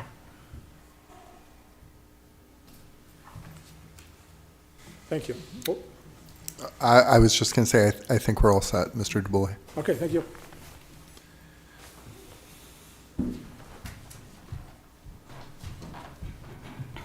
Hello, my name is Roxanne Goulet. I live at 27 Grove Street, which is directly across from the proposed property. I just want to say, after 35 years, I strongly oppose any zoning change. Thank you.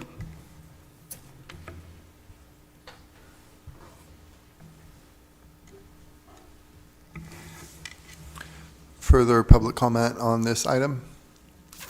And back to the council. Discussion? Councilor Pease. Thank you, Mr. Mayor. Correct me if I'm right or wrong, Director Henniker. Didn't they have to go to the planning board for this first? Correct. For this entire corridor, the Blois Electric didn't come in specifically. We knew that they had purchased the property and that they were interested in rezoning it, so we included that as part of the proposal along with all the other proposals that you folks are considering tonight. Okay, so Du Bois Electric did not request this specifically. This is part of the whole corridor. Correct. We knew that they wanted to do it, so we incorporated it into this versus them coming with a specific proposal before you. And the abutters were all notified? Yes. Yep. Was there a showing at the planning board for that? Mr. Moran was there at that meeting. I just want to make sure that we protect everybody in the area. Right. Yeah, we're required to notify direct abutters of any rezoning. So that's the notice that goes out, along with a copy of the map. Okay, thank you. Yep.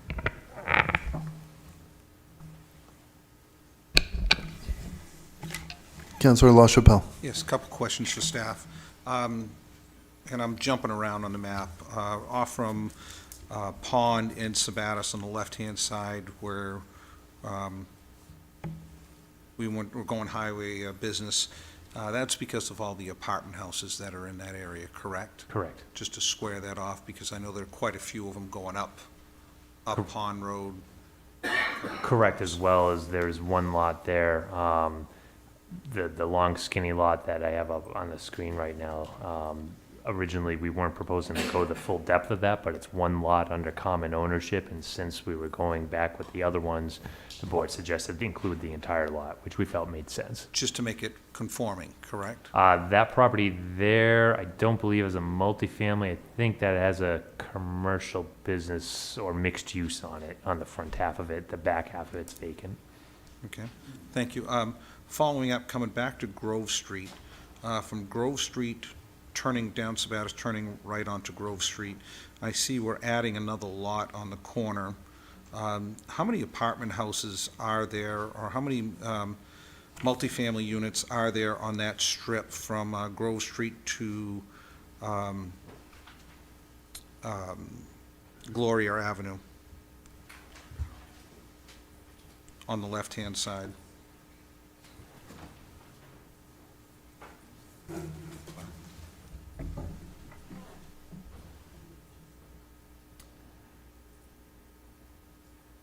So that is a single family. That is a 2-unit. That is a single family. And this is the property that the Blois bought. It's a single family. What you don't see on here yet is where I'm dragging the cursor, there's approximately a new line. So when Du Bois bought that, they split it, so the single family remained NCA, or it remained with Grove Street, and then they purchased this property here. Oops, sorry, let me get back in there. I believe this is a single family, and then one more to Gloria here. That is a 3-unit. I guess you said all the way to Gloria. If I go all the way to Gloria, that's a single family. So it sounds like you have 1, 3, 1, 2 family, and the rest are singles. Okay, so that small sliver coming down Grove Street on the left-hand side that... Coming down Grove Street. This one here? Yes, that's a multifamily? No, that was a 2-unit. That is a multi. Okay.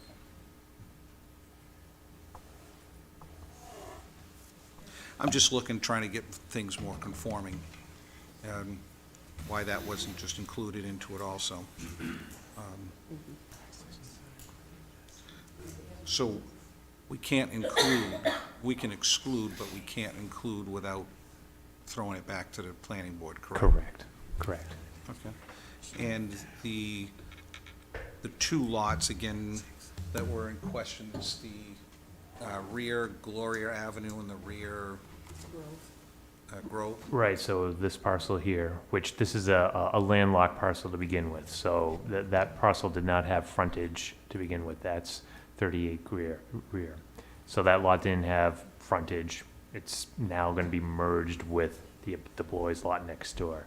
They've created a landlocked parcel here, but not really because it's gonna be under the same ownership, so regardless of any zoning change, it will get merged with the lot next door because you can't create a lot that doesn't have frontage. Okay, in the book, it just looks so much different. It looks like the one is in the rear.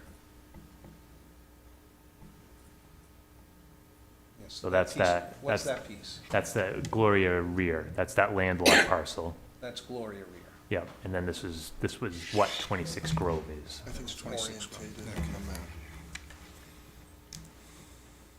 Okay. Thank you. Councilor Scott? Thank you. If we recommend removing just those two and leaving them as NCA, and Du Bois still, the developer, decides that they want to develop, that they would have to have conditional use, how would that proceed, just so that the public would know? Yep, so if the council chooses to pull it out, it remains neighborhood conservation A, they won't be able to do any commercial development on it. They would need to, Du Bois would at that point petition the planning board and council for either a straight rezoning, they come in trying it again as a straight rezoning, or potentially come in with a contract zone to potentially address maybe some of the concerns of the neighbors. So they would still be able to build, but probably with more restrictions, especially around buffers and where it would go? Potentially. Potentially. Right, I mean, if they're successful with, presumably, if it's gonna get pulled out tonight, I don't know that it would make sense for them to try to come back on their own for a straight rezoning. I think we'd probably be having the same discussion. That's gonna be up to them. If they decide to come back with a contract rezoning, then that's gonna be, what kind of conditions would we place on the property that might satisfy some of the neighbors' concerns? If people don't want to see anything there, it doesn't matter how it's going to get rezoned. But if it's a contract zone, maybe the buffers are increased. Maybe, buildings are limited to a certain height. I mean, it's a negotiation at that point, and the developer can be as restrictive or lax with those conditions as they want to be, not knowing what their concerns are, though, right? I don't know what they would be amenable to at this point. Okay, thank you.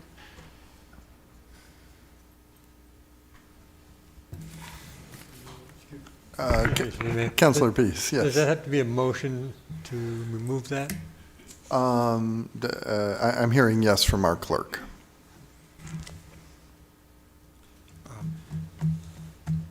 Councilor LaChapelle? Might I add? I'm very torn. I totally understand the plight of the neighbors, and on the same token, I'm concerned on our businesses in Lewiston. This was the whole purpose of taking care of the corridors and making them conforming. I'm hoping we can come to some kind of a compromise. Nobody's ever going to be happy. If we left the Gloria Avenue section in and removed the 26 Grove, that would seem to have less of an impact while still benefiting Du Bois a little bit and eliminating the encroachment into the residential. Even though we still have a couple more commercial properties that are there, I'm not recommending that we go business right up to Grove Street, but just taking that back lot where the hand is sitting right now, leave that in, and removing the second pace, that's 26 Grove? Correct. Rear? The rear, Correct. yeah. Just removing that. And then that seems to be more of the issue. And then if Du Bois wants to go through the process with the planning board to apply, with further restrictions, that might be easier to swallow. So I just offer that up to the council, and hopefully that appeases some of the neighbors, and that does make it more of a, I don't want to say straight line, but it is not impeding as deeply into the residential area. So I just offer that as a compromise to the council. Director, just to clarify, Director Hediger, so you're saying that was one unit, that was one address, and they've split it, and now it's the 26 rear, right? The parcel that my hand is on? Yes, that. That, I'll highlight it. This was all one parcel. But it's not now. It is not. What you see on here, this new line, is our understanding of where the new split is. Right, and so so now both of these properties are essentially landlocked. Am I saying that correctly? They are, but whenever, it's not uncommon for someone to buy a parcel out back and then it functionally gets merged with whatever lot has frontage there. So they will not be landlocked. They are going to be under the same ownership, and regardless of the zoning, they will be under the same ownership. Correct. I guess what I'm speaking to is, Councilor LaChapelle, you're saying to keep in 38, not 26. Correct. But in fact, there will not be a lot that someone would be able to do with 26, or, I mean, really that only person would be the current landowner. They would have to go back to the planning board to do something. They would really not be, or they could sell it to one of the abutters. Correct. Okay, but they wouldn't be really able to sell it to anyone else. Correct. Right. Correct. Either they hold on to it themselves, as Councilor LaChapelle said, they come back another day with a proposal to try to change the zoning, or they sell it to an abutter. But 26 Gloria, that gets included as part of this straight rezoning. Okay, that's, honestly, I don't think that's unreasonable, because that parcel, even though it's under Du Bois, that was landlocked before anyway. You couldn't do anything with it. This is him buying it, makes it functionally combined, and it's further away from residential uses. It's not the easiest lot to develop out there, because there is a stream, that little squiggly line there, which is a property line, happens to be the stream out there as well, so that this property is not as desirable from a development perspective as 26 rear is. But that may be a compromise, in the interim, to try to move some of the project forward. Thank you, Director. Did you have something, Councilor Scott? Yes, I was just going to add that I'm amendable to that. Okay. Yeah. And so, do we need a motion, Madam Clerk? Yes, please. Okay. Yes. Yes.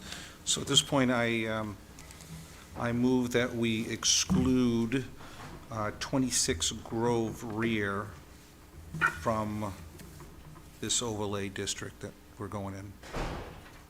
Second. Seconded by Councilor Scott. Are we ready to vote on this amendment? Council? Yeah. Madam Clerk? Discussion Sorry. on the amendment, Mr. Mayor? Yes, please continue, Councilor Clement. I think this is a reasonable compromise. We started this year, back in January, saying that we wanted to increase economic development in the city. There have been several attempts at it. This is one of the more successful ones right here that we've directed city staff and they've come back with. I understand that the issue of NIMBY, not in my backyard, exists. We want this here, not in back of my house, but it can go in back of your house or her house. But I think this is a reasonable compromise. We've heard from people that Sabata Street is very difficult to deal with in development.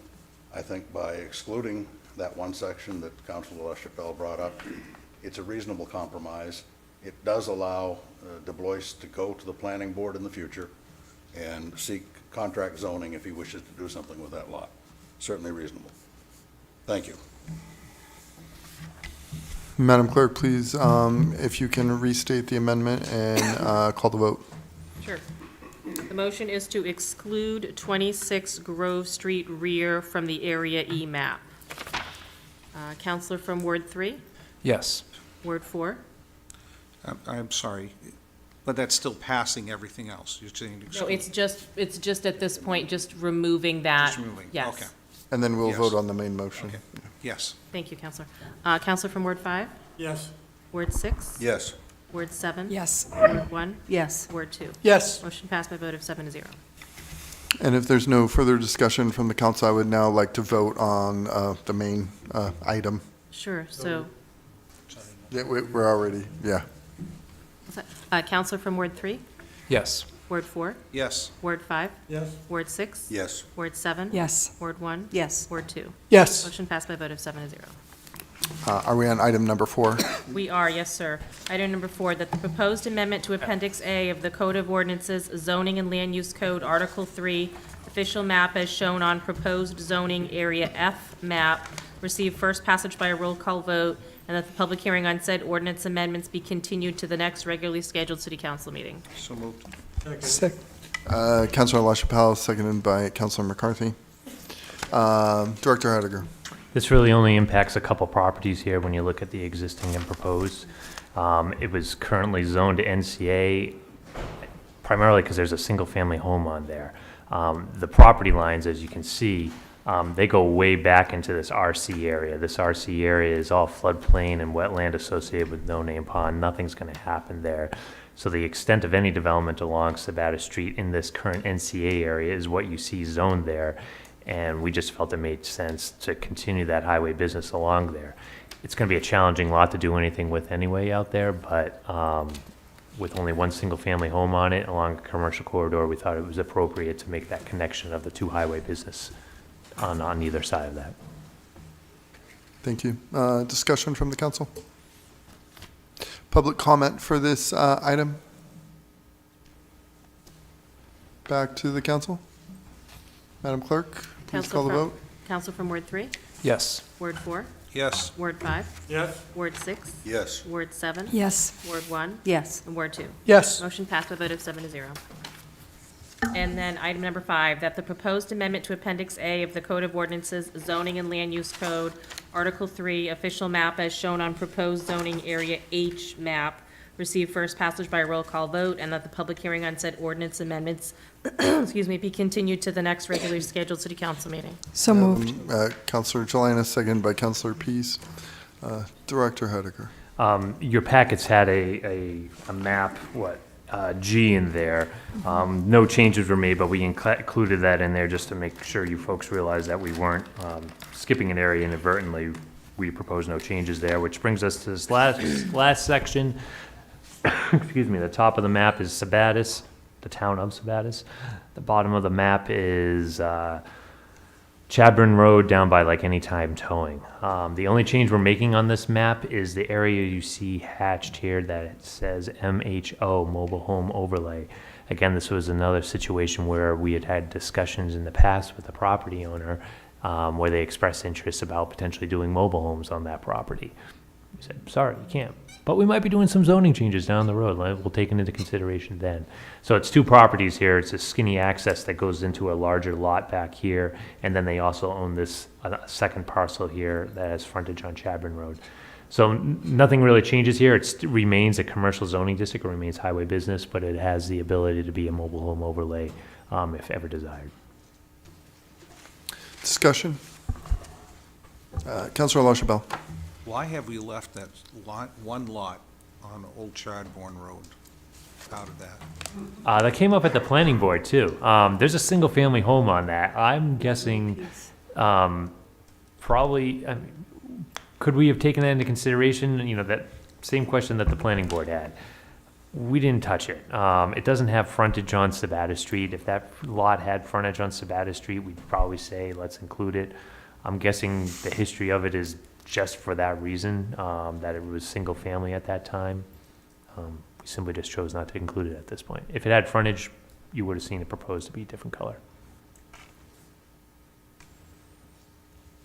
Thank you. Public comment for this agenda item? Back to the council. Anything else, Director Hediger? Not this time. Madam Clerk, please call the vote. Counselor from Ward 3, Yes. Ward 4, Yes. Ward 5, Yes. Ward 6, Yes? Ward 7. Yes. Ward 1. Yes. Ward 2. Yes. Motion passed by a vote of 7 to 0. Am I to understand we're on agenda item number 4? Yes, sir. Item number 4, public hearing and first passage for an amendment to the Appendix A of the Code of Ordinances, Zoning and Land Use Code, Article 5, Administration and Enforcement.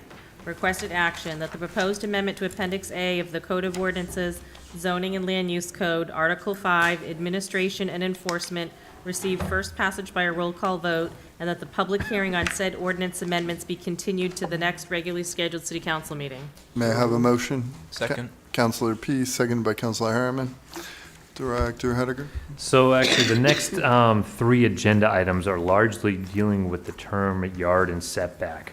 You folks already acted upon a number of these changes that became effective on December 1st. And then it dawned on us that, oh boy, that word is used a lot more times than we realized in the ordinance. So this is almost more housekeeping than anything. You'll remember that we eliminated the term yard. We have the term setback and yard, and we just, to make this simpler for everybody, even trying to explain this, we're going to make everything a setback instead. And as we've gone through the ordinance, we're finding, oh, there's another yard, there's another yard. So wherever the term was yard, it's being replaced with setback. Discussion? Public comment for this agenda item? Back to the council. Madam Clerk? Counselor from Ward 3, Yes. Ward 4, Yes. Ward 5, Yes. Ward 6. Yes. Ward 7, Yes. Ward 1, Yes. Ward 2. Yes. Motion passed by a vote of 7 to 0.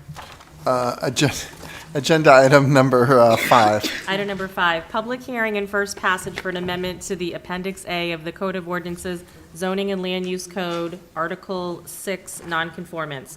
Requested action that the proposed amendment to Appendix A of the Code of Ordinances, Zoning and Land Use Code, Article 6, Nonconformance, receive first passage by a roll call vote, and that the public hearing on said ordinance amendments be continued to the next regularly scheduled city council meeting. May I have a motion, please? So moved. Second. Counselor Pease, followed by Counselor Harriman. Director Hediger? Same thing, just to make this consistent with changes that you folks already adopted with respect to yard and setback. Excellent. Discussion? Public comment? Back to the council. Madam Clerk, please call the vote. Counsel from Ward 3, Yes. Ward 4, Yes. Ward 5, Yes. Ward 6. Yes. Ward 7, Yes. Ward 1, Yes. Ward 2. Yes. Motion passed by a vote of 7 to 0. Agenda item number 6. Item number 6, public hearing and first passage for an amendment to the Appendix A of the Code of Ordinances, Zoning and Land Use Code, Article 9, Appeals and Variances.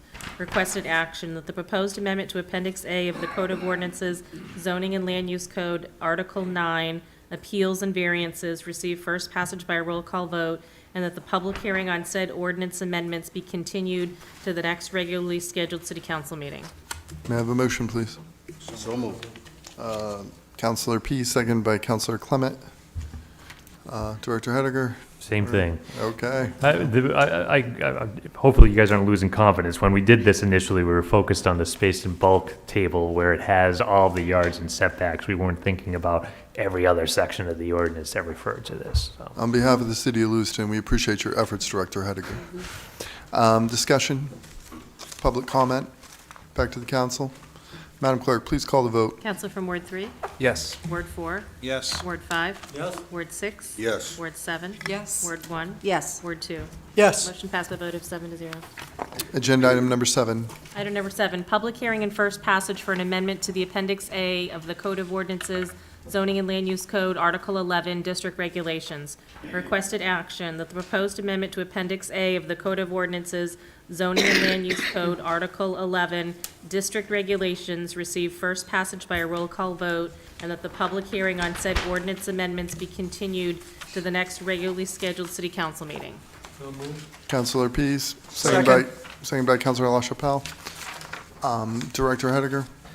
All right, this one gets a little confusing, but what we're doing here is we're taking this wonderful table that you folks can never read because it's size 2 font. We tried to highlight and then put clouds around the areas that, maybe would help folks focus on it. what we've done is we've cleaned up some conflicts in the suburban residential area with respect to lot sizes. We've also updated a number of space and bulk standards, and I'll hit some of the highlights here. Haven't really touched the setbacks because we just setbacks last time, but we have looked at some of the densities, and again, I'll hit the density areas. Lot coverage ratio is the very first thing we did an hour ago as far as eliminate a term. We got rid of lot coverage ratio, lot coverage ratio, and everything is just impervious now, and you'll see that on this table here as well. One of the big things on here is this table is actually going to have fewer rows on it at the end of the day. If I zoom in on this, for example, you'll see all these terms here: mixed use, agriculture, religious, veterinary facilities, all permitted uses. And then there's space and bulk standards that work their way to the right.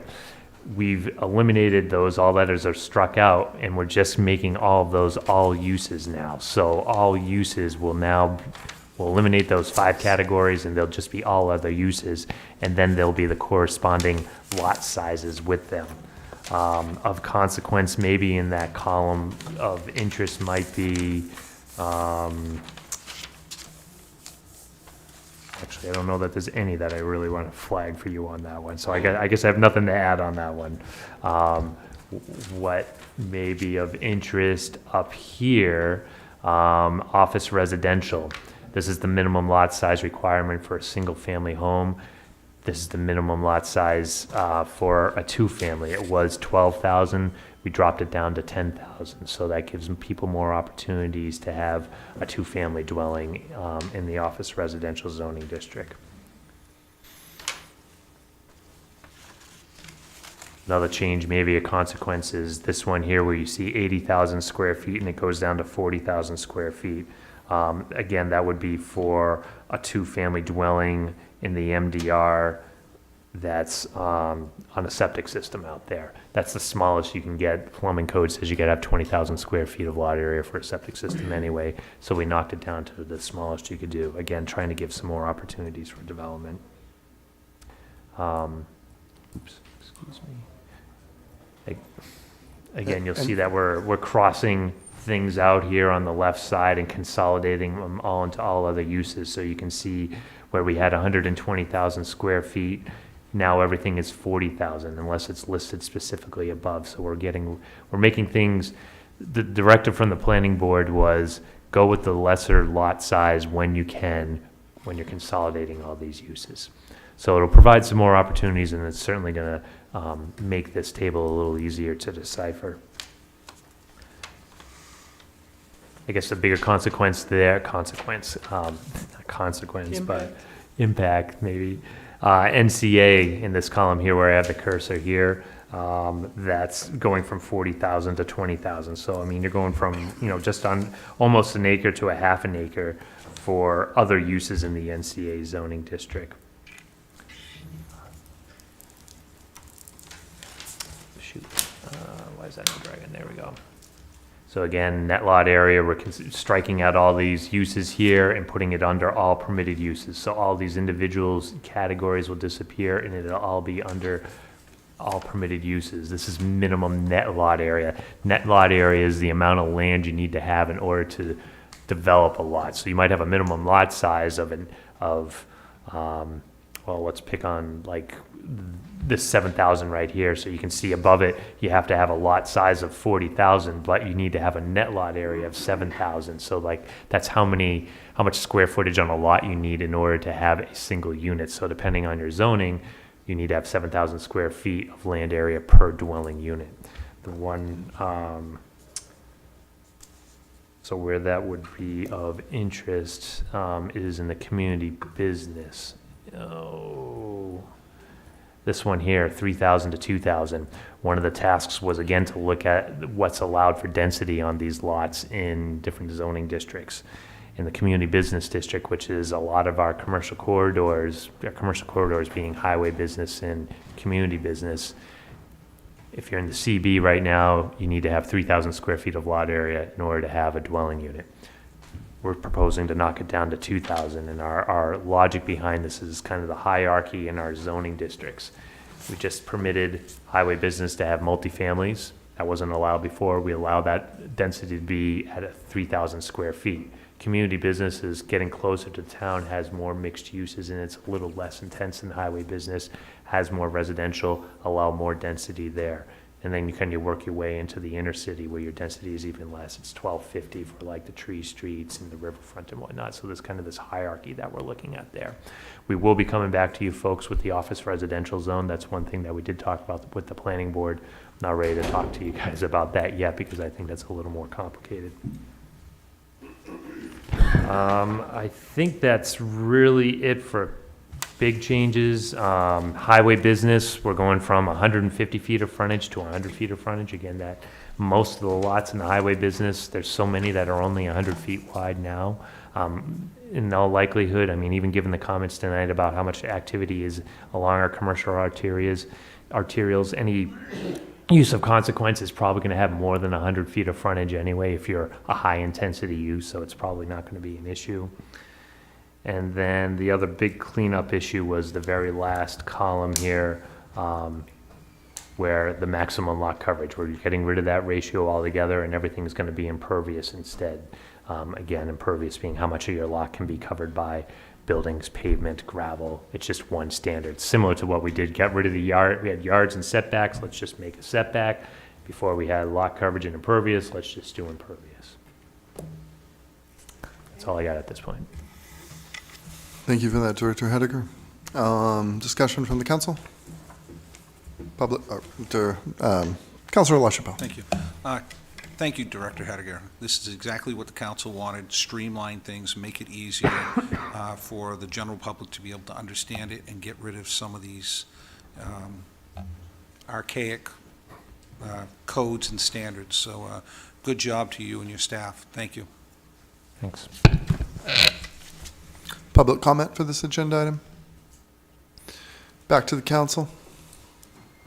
Madam Clerk, please call the vote. Counselor from Ward 4, I'm sorry, Ward 3, Yes. Ward 4, Yes. Ward 5, Yes. Ward 6, Yes. Ward 7, Yes. Ward 1, Yes. Ward 2. Yes. Motion passed by a vote of 7-0.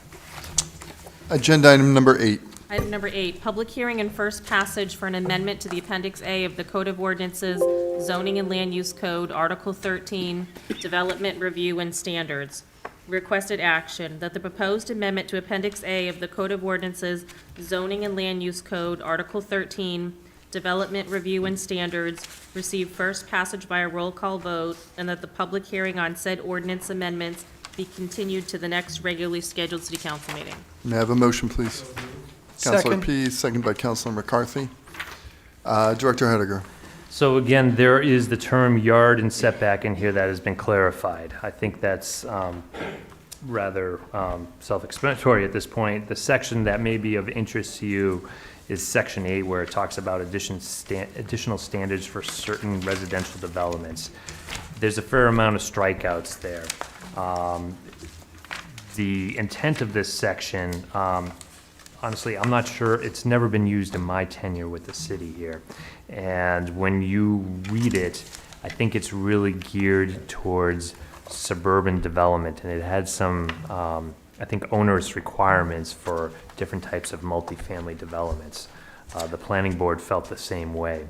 So instead of having specific requirements as to direct out access to outdoor space, certain square footages for storage of each unit, certain percentage of your lot being open space. Really, if these standards were applied anywhere in the more suburban or urban area of Lewiston, you wouldn't have any type of multifamily development. It wasn't really geared for that. I think it was geared more towards actually, the only development that I'm aware of that maybe had these standards was Chestnut Hill Estates off of Randall Road, which is like Macadamia, Almond Avenue, that development there. I think that's the only one that I've been able to figure out that might have actually had to have these standards in place.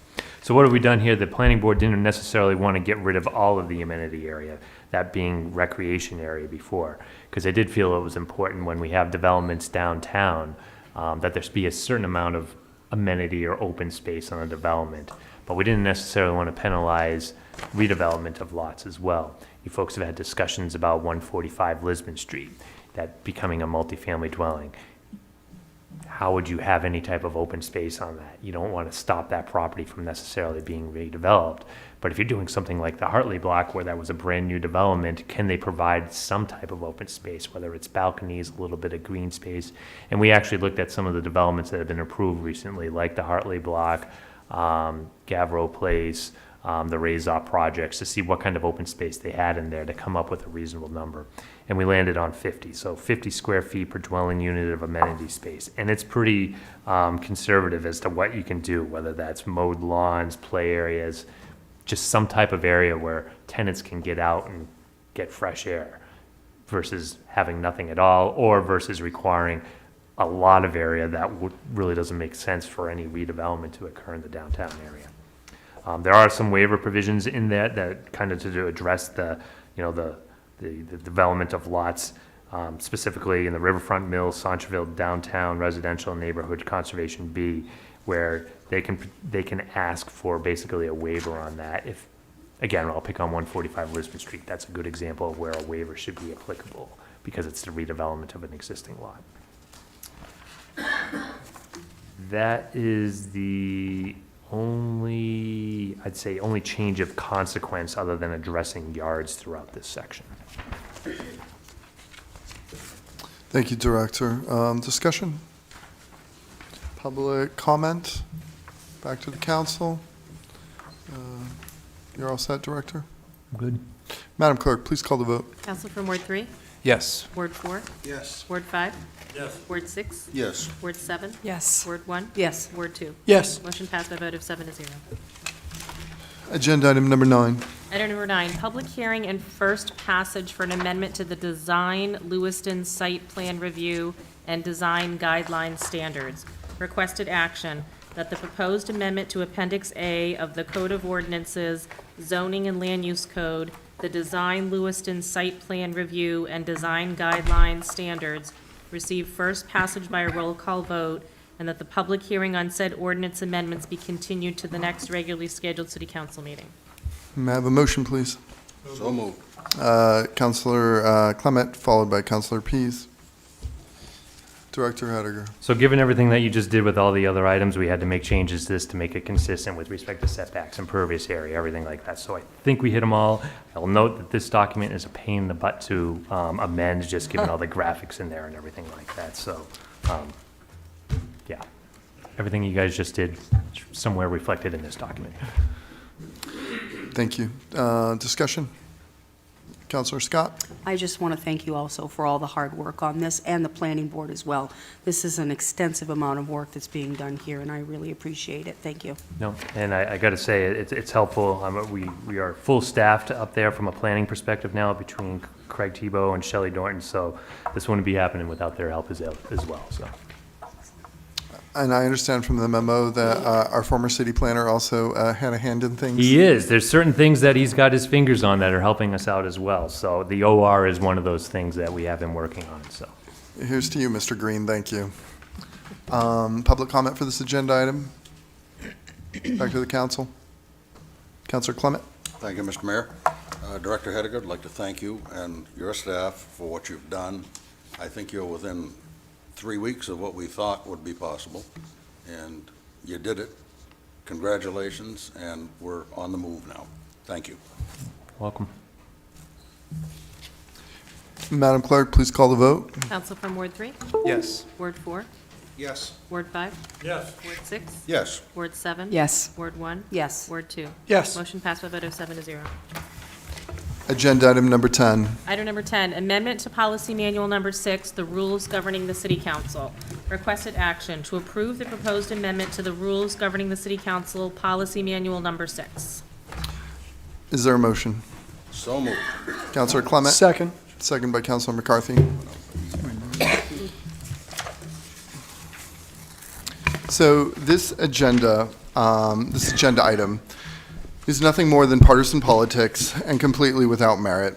As the duly elected mayor of the second largest city in Maine, The council is attempting to amend our city council rules to eliminate civil debate and impair citizen representation. It's interesting that the claim isn't that I've been running the meeting unfairly by not recognizing or cutting councilors off. It's simply that I'm speaking. It's not mutually exclusive for a mayor to participate in agenda item discussions while also managing the debate in a neutral and fair manner. Every single mayor has done so before me. It's no secret that the council and I have different opinions and views on the best way to move Lewiston forward.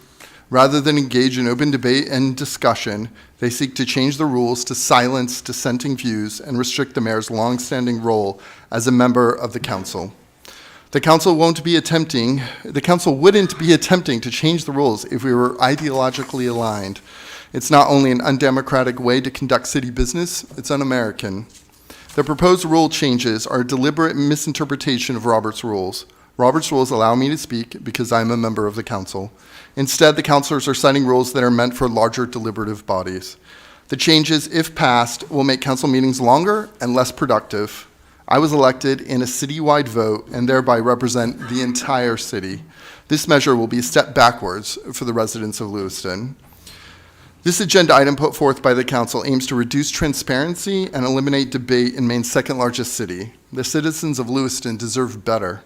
Not only is it a political move and an incorrect interpretation of Robert's rules, I would also argue that this agenda item violates the city charter. The charter states that the mayor is one of the municipal officers, and the charter specifically limits the mayor's right to vote, but not the mayor's right to advocate for any position. Specifically, the charter section 1.02c states that all other powers of the citizens of the city and all powers granted by this charter, except as herein otherwise provided, shall be vested in the mayor and the city council. I would argue that the city council is attempting by rule to remove that power from the mayor, since the charter does not restrict the mayor's right to debate. Given the new Robert's Rules of Order permit small groups, such as our city council, to allow the presiding officer to join in debate, the mayor is within their powers to do so. In closing, this agenda item is the solution in search of a problem. Nothing more than an attempted power grab to silence a duly elected municipal officer and restrict representation for the citizens of Lewiston.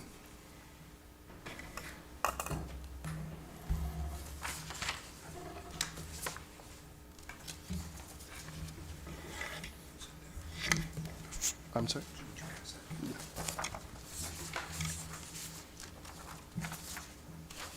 Mr. Mayor, I might just add that what's being passed around is the same item that was shared with council earlier by an email.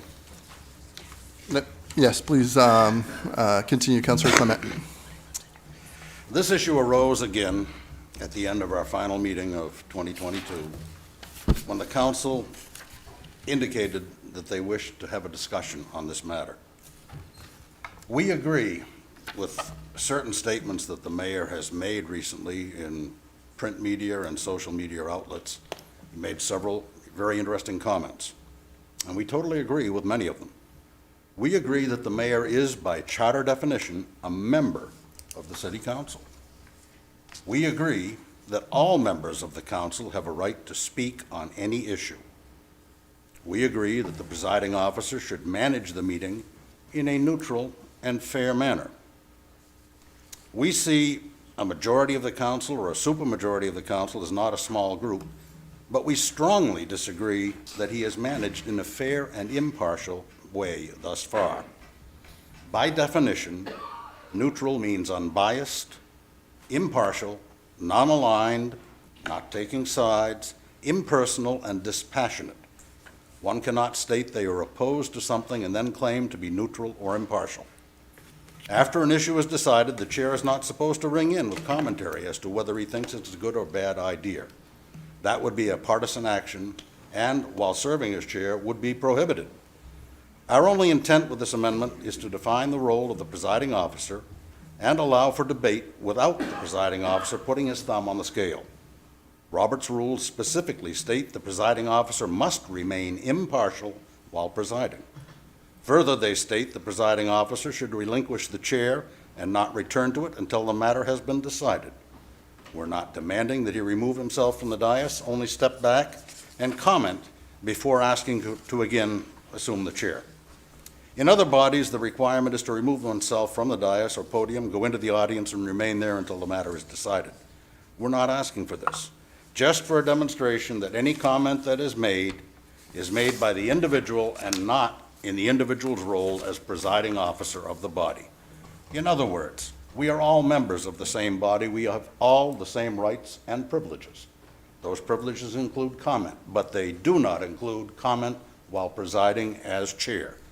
4329 of Robert's Rules, 12th edition, newly revised, specifically state this. We are not an informal body. We are a formal body. We have adopted Robert's Rules for our governance and intend to abide by them, as many councils have before us. I've just passed around a statement of intent to the council again. This has been shared with them prior to, I believe it was last, Friday or Saturday. This statement of intent would go along, and I would offer this as an amendment, if somebody wishes to second it, to this item, and reads as follows. The proposed amendment is pursuant to the City Council's responsibility and duty under the Charter, which provides in Section 2.11B as follows. The Council shall determine its own rules and order of business. This City Council, as well as prior City Councils and legislative bodies throughout the country, have traditionally followed Robert's Rules of Order as guiding the conduct of the order of business of the legislative body, in this case, the City Council. Robert's Rules of Orders provides that a presiding officer manages the meeting in a neutral, non-partisan basis.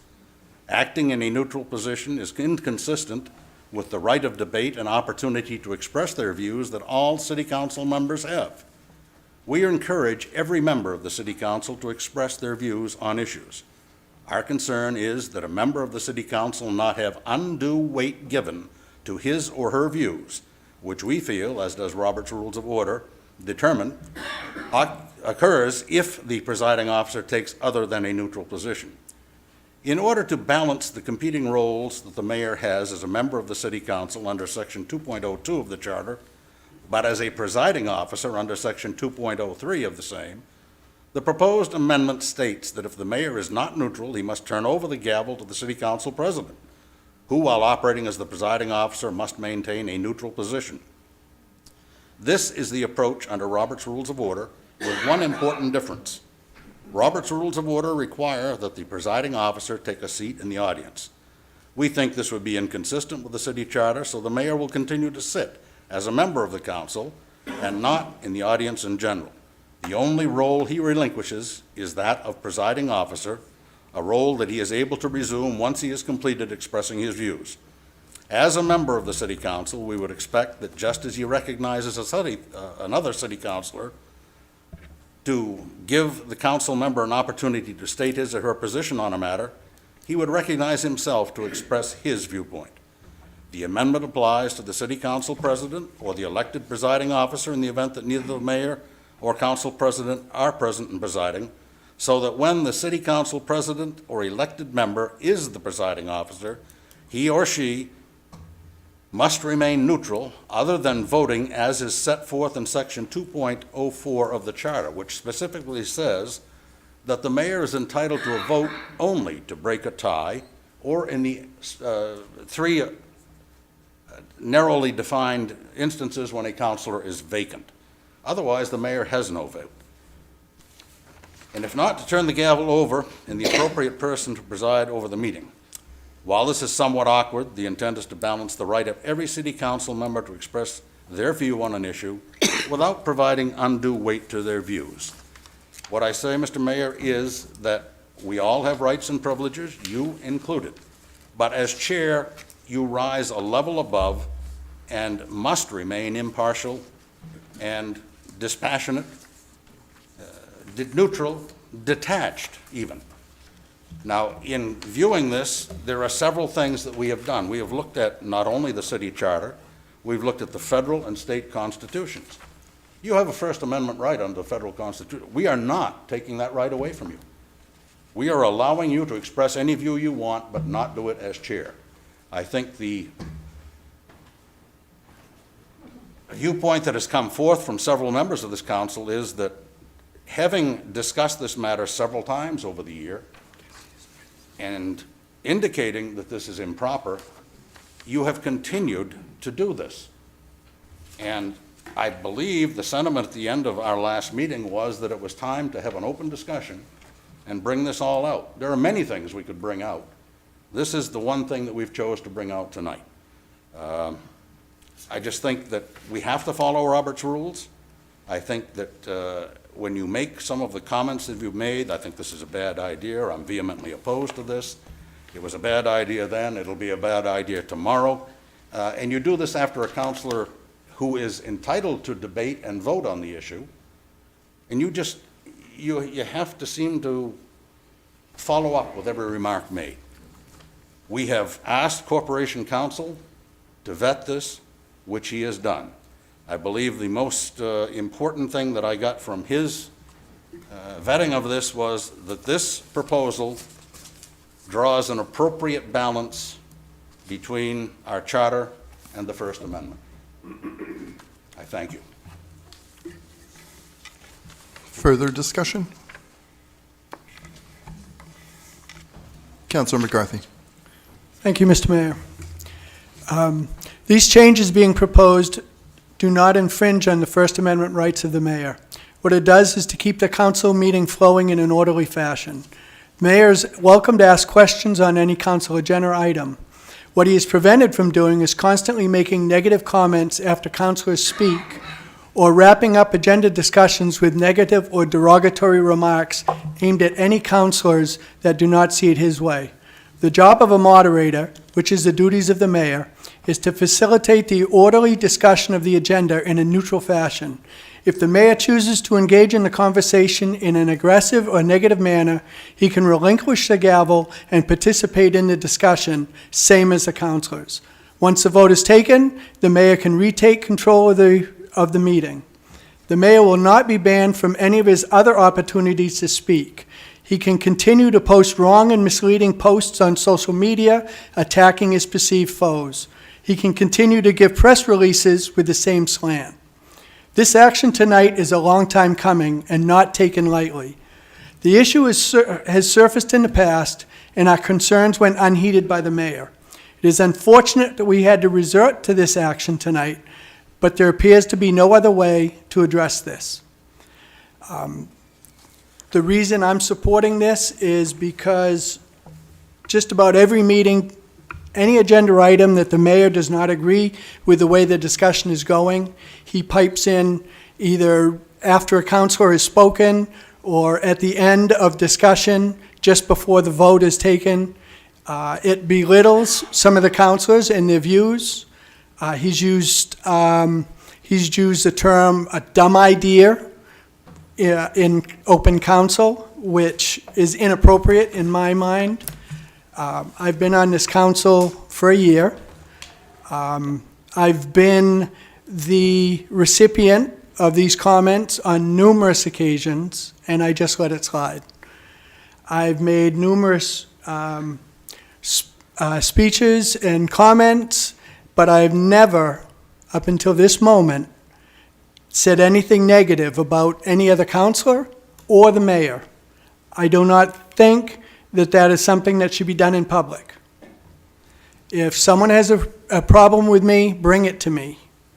You don't need to discuss it in front of everything. If you don't like my idea, you can say it's a bad idea. Don't call it a dumb idea. That's inappropriate. So that's why I got involved. I am taking this, I'm taking it very seriously. We've had discussions, numerous discussions about his actions during during agenda item discussion. And yep, and then it went right over his head. He just ignores it. It's Kyle's way or the highway, and it should not be that way.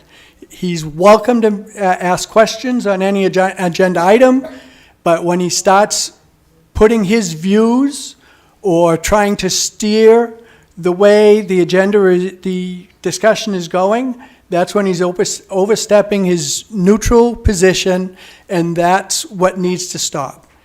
Like I said, he can say anything he wants.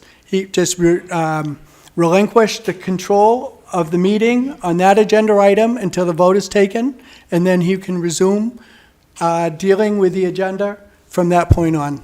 Thank you. Councillor Jelinas. Thank you, Mr. Mayor. Folks may know I'm serving in my second term, and when I ran for my first term, my intent was to serve this community and to really do some work for this community, to identify the needs and just really focus on moving Lewiston forward. My intent was not to engage in this type of activity, and I think one of our residents said it best when he said, you know, you look like a bunch of people trying to figure out how to play in a sandbox together. Nevertheless, I've given this agenda item a lot of thought, and I first need to say that some of the comments made by Councillor Clement about we, I just need to be clear that comments like we all strongly disagree do not represent my thoughts. I did not ask council for input. I was not involved in that. So I just need to be clear that that's not the whole body. This agenda item, in my opinion, is extreme. It's unnecessary. It's just more divisive. It's more of the same. And while I'm not in favor, you know, of airing this dysfunction, this council dysfunction further, I will share some of my observations and my impressions. Under my first term, I was with Mayor Kerr, and he spoke on every single item. Not just spoke, shared opinions on every single item, all the time. Very rarely did he not. And if you take the opportunity to watch or have watched other city council meetings, you will see the same is true for mayors that have served before Mayor Kerr even. It has been my impression, serving alongside Mayor Shalene, that he does take the time to acknowledge councilors. He does take the time to listen.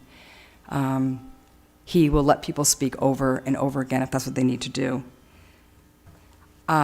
before he voices his opinion. And when I talk about, you know, Mayor Kerr, for example, always sharing his opinion, I don't say that in a negative way. I wanted to hear his opinions. I wanted to know what he thought. You know, I had voted for him as mayor. I wanted to know what he thought. And the same stands true for me with Mayor Shalene. I want to know what he thinks. And since this agenda item became public, I have not had one person come to me in hopes of silencing the mayor. Rather, they want to hear from him. That's all I've heard. I understand Robert's rules. I understand the whole point about the gavel. I get that. But we are a small body. And I think if you look at the years and years of us operating this way, again, we've never had to make the changes that we have, that are being proposed. And then lastly, I just can't help but wonder if our mayor was not expressing dissenting viewpoints, if he was rather agreeing with all that was being said by the majority at that point, would we even be having this discussion tonight? So I'm going to be honest and tell you, I can't wrap my head around this. It again, seems very divisive, just more of the same. It feels very extreme, and it just feels unnecessary. Thank you. Councillor Harriman. Thank you. I would just echo several of the things that Councillor Jelinas mentioned, starting with, I had written down while Councillor Clement was speaking the word we. This is something that I've brought to his attention several times before, that, as Councillor Jelinas said, I was not consulted on this either. What we agreed to at our last meeting was to discuss this issue. We didn't agree to go to the city attorney to draft an item for us. Also, at the risk of getting into the weeds about Robert's rules, we do use Robert's rules as a guideline. We don't use it as gospel. We've already changed many of the provisions in Robert's rules. For one, a big one is that suspending the rules takes a supermajority under Robert's rules, the standard definition. We've changed it to be a simple majority. Under Robert's rules, you're supposed to stand up to be recognized by the chair. We just raise our hands. We remain seated while we're speaking instead of standing. we can speak multiple times on an issue instead of being limited to once or twice, like Robert's Rules says. So there's nothing in Robert's Rules that says we must do this. We have already adapted it for our own use, and I'm just surprised that this has come up at this point in time when we've had this charter for longer than I've been alive, to be honest, and we've been operating under the same rules since then, more or less. So I also can't support this. Thank you.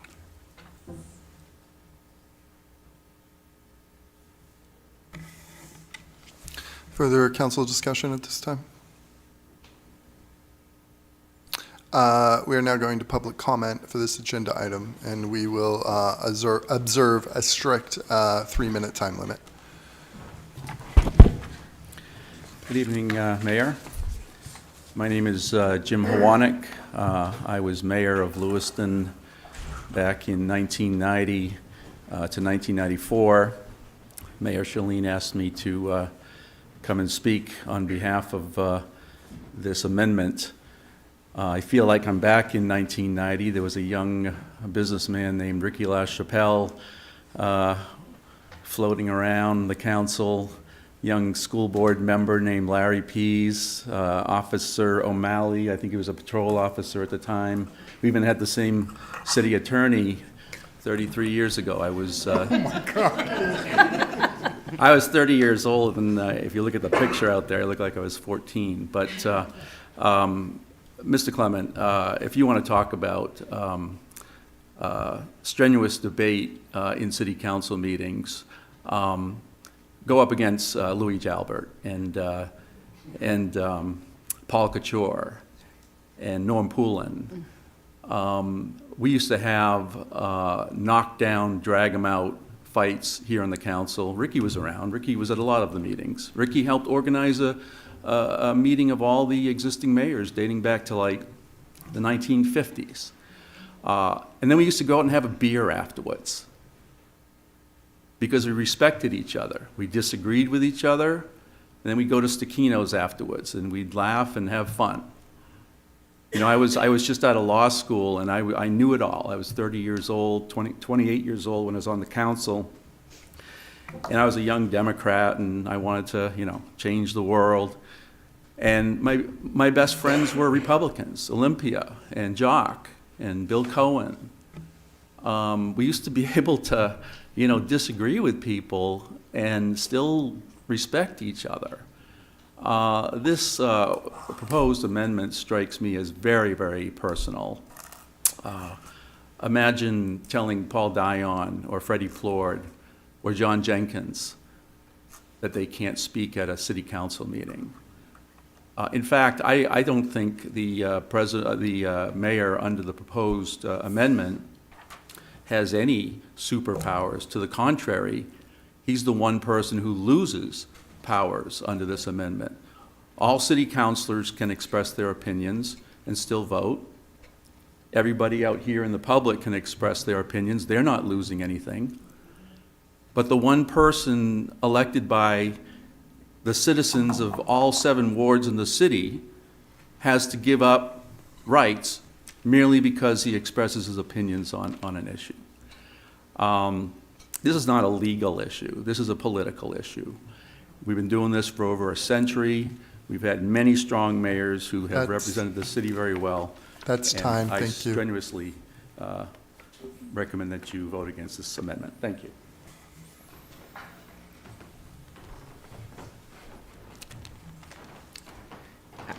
Alex Pine, resident of Lewiston. I wasn't able to get a copy of the 12th edition of Robert's Rules in short order, but they have the 10th edition at the library. And I looked under the section addressing the role of the chairperson. And the first line indeed says, except in small boards and committees, the presiding officer shall not enter into discussion, so on and so forth. But I think that highlights it there. You are a small committee. You're less than 10. Having that opinion, having that citywide opinion is important. Now, from what I've heard, it sounds like perhaps this procedure is being used as a way to censure the mayor for behavior, to signal to the mayor that you are unhappy with the way he has addressed the council or specific members on the council. And I would say that changing the rules to signal that displeasure is not going to probably change behavior, especially with how it's being implemented. It still allows the mayor to speak, but merely adds procedural time to that, where the gavel has to be given over, the mayor can speak, and then the gavel has to be given back. Also, reading the amendment, I think the writing is a little repetitive, and I think it could lead to some confusion later on. And it's inconsistent with the overall document that it's being inserted into. It does ask, or it does outline a procedure for when the presiding officer is absent, to have the council president step in, and if the council president isn't available, having a elected representative that's elected by the whole council step into that role. Now, that same language is repeated in the second section, where it outlines a process for the mayor to step back and speak. However, the way it's written, it's implied that they're talking about the mayor as the person stepping back, but it doesn't really deal with a situation where perhaps the mayor is absent, the presiding officer is the council president, and they have to step back to provide opinion. I think it's somewhat poorly written and really should be written if it is going to get passed to refer to the process above. And I'm not a lawyer, and I mean no disrespect to the council for the city. But overall, I think that this needs to be better written, and really the intention shouldn't be put into a document like this.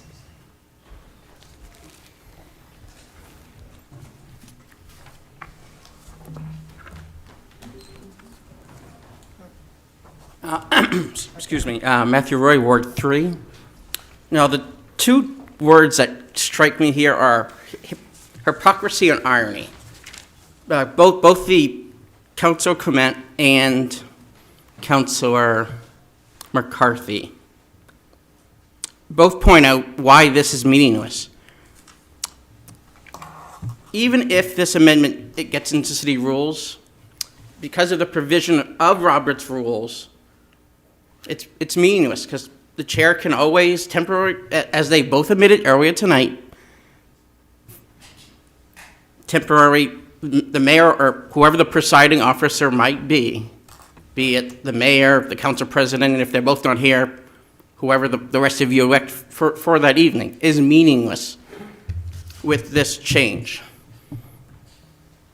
And apparently also, the authors of this resolution have no comprehension of the American system of government vis-a-vis presiding officers in the Westminster system, which is actually impartial, even though you have no checks and balances between a legislative and an executive function in government, but that's another story for another night. I would vote this down. Thank you.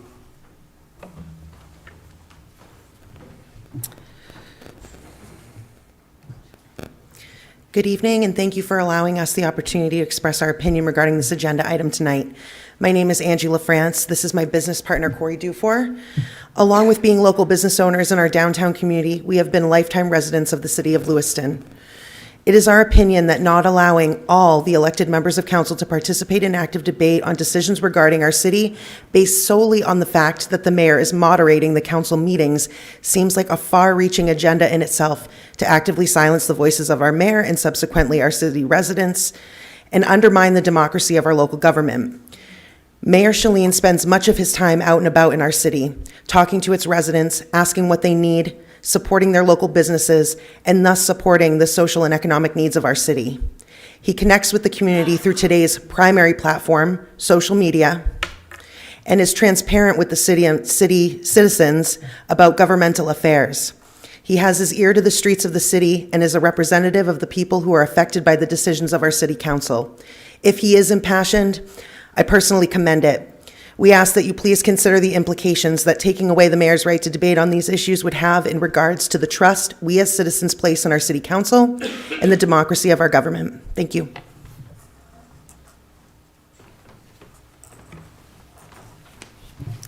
Hi, my name's Amy Sanchez. I live on Pine Street. I'm in Ward 5. I also own a nonprofit.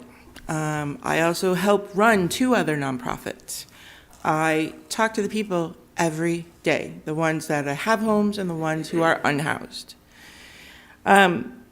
Definition of democracy: a system of government by the whole population or all the eligible members of a state, typically through elected representatives. I have scoured the city charter, and I find no article that alludes to the fact that the mayor is not allowed to have an opinion or to voice it. He is elected just as all 7 councilors are elected. Therefore, the citizens have given him the right to have an opinion.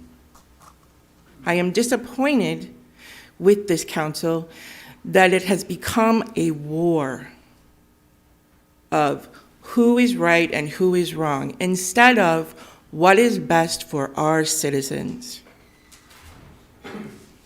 It is disappointing. We start every meeting lately with a Lewiston leads coin, and yet we sit here and we are going to try and divide Lewiston instead of leading Lewiston. Mr. Pease is my counselor of Ward 5. I don't always agree with Mr. Pease. A lot of my neighbors do not agree with Mr. Pease. Does that mean that he does not have the right to speak and give his opinion on matters of the city? No, we elected him. Whether I agree with him or not, he has the right to represent his citizens just as the mayor does. This is a ridiculous item, ridiculous. And I am disappointed that we cannot choose to make our citizens' information and our citizens' thoughts more important than squabbling between ourselves. Thanks.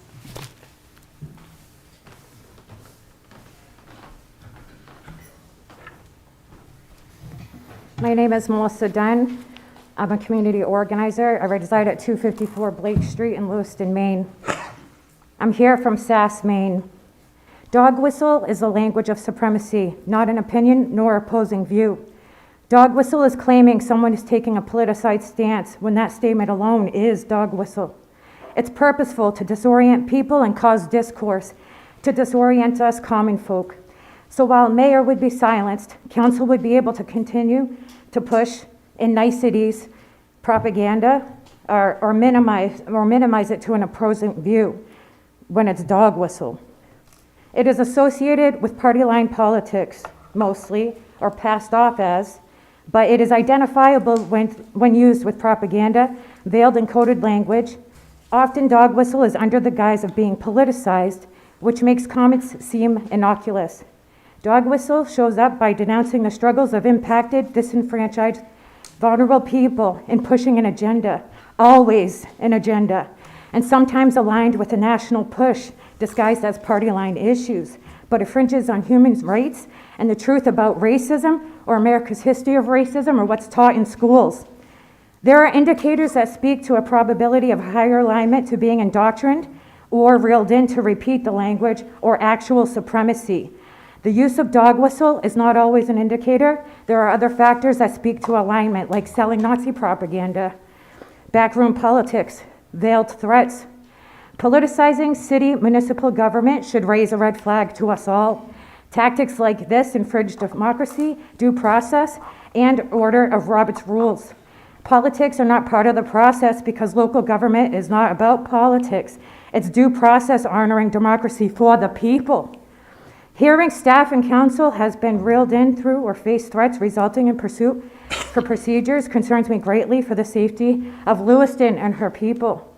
I'm reminded why and how the language of supremacy works so well in infiltrating spaces, because it speaks to values, but instead of speaking to values about people like community care, it speaks to values about rights and privilege.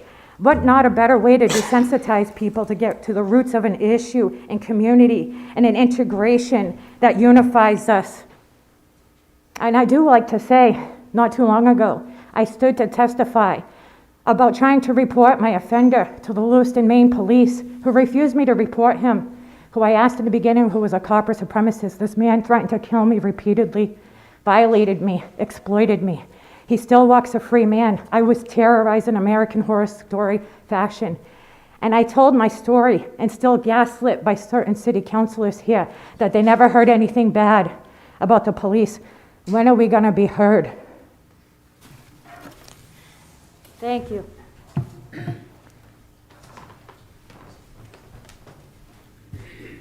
Hi, I'm Deanna Earhart. I'm the dean of 8th grade at Lewiston Middle School. I'm a Lewiston resident, Highland Avenue. I have to say I kind of scratched my head at this one, and it's shocking to me that this is even something that is being proposed. You know, I eat, sleep, and breathe the youth and our students in Lewiston, and it just brings me back to what we teach our kids in the middle school and the high school. I used to work at the high school too, and we teach our kids to use their voice. That's what democracy is all about. And you know, this isn't a massive council. It's a small group of people. And I think your first speaker, one of the former mayors, pretty much said it all. It's like, we should be able to use our voice, speak what we have to say, and still be able to walk away at the end of the day and shake hands. That's what we teach our kids every day in Lewiston Public Schools. So it's shocking to me that this is even something that is even being proposed. And I do have to say, too, that the language that Councilor Clement was saying, we, it's like, it is unfortunate that someone wants to speak for everyone when that's not the case. And I will say, too, that I've worked with the mayor on different things around town, and he's definitely dug into this community hardcore. Carl is hardcore dug into this community, and the fact that he uses social media is to our favor, because your future is in Lewiston Public Schools, and they all use social media. So I say, hear, hear to Carl, and this is nonsense, and it should be voted down.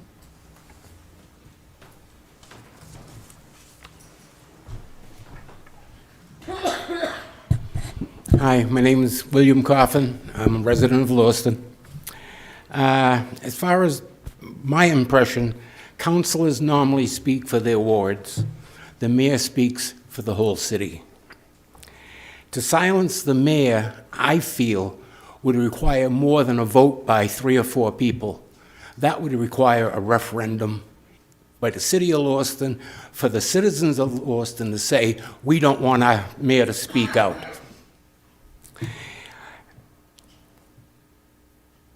What's going on here tonight is a little, and I expect the council and mayor and all to be supporting proper government. And what's going on here tonight is strictly partisan politics at its worst. And the only thing I can say, because she just looked up at me and I'm hoping she'll give me a nod if I'm going to the right office, but if the vote is taken tonight to take away the voice of our mayor, I will be in the clerk's office, if that's the right place, tomorrow to see what I have to do to start a recall petition for any of the councilors to vote to take away our mayor's voice. Please hold your applause. Thank you.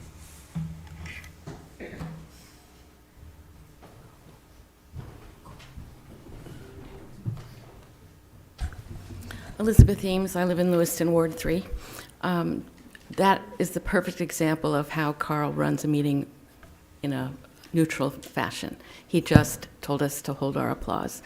there's no evidence that Carl Schelin, as mayor, has ever put thumb on the balance, somebody said, in any way during any of these deliberations or discussions. He's always kept the room quiet, followed to the 3-minute mark, let every counselor speak. I've been at most meetings. I've watched the ones I haven't been at on the YouTube, and I've never seen this mayor cut anyone off from the council or twist a vote in any way. So if that's what this is about, then it's a totally false accusation. Thank you.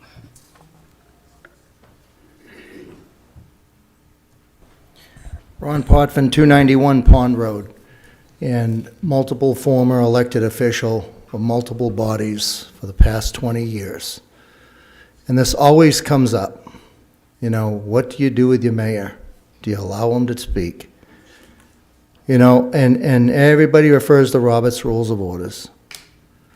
And you know what? I always referred to the Book of Common Sense. That's really what rules here.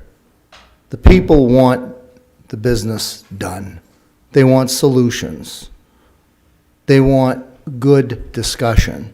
There's always going to be two sides. Always. It's not going away anytime soon. Everybody knows there's splits. The idea is a mayor is elected by the people. I, as a citizen, want to hear my mayor, whether he's liberal Democrat or whether he's conservative Republican, because we've had both sitting in that seat, and they've all spoken.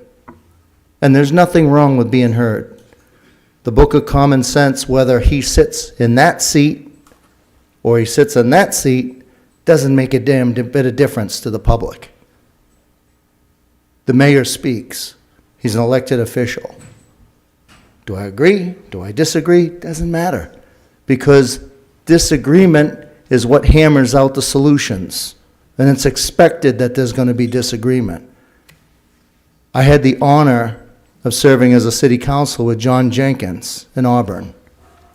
And he many a time spoke, and then we had many disagreements. But you know what? As a city councilor, sometimes I learned something from something he said.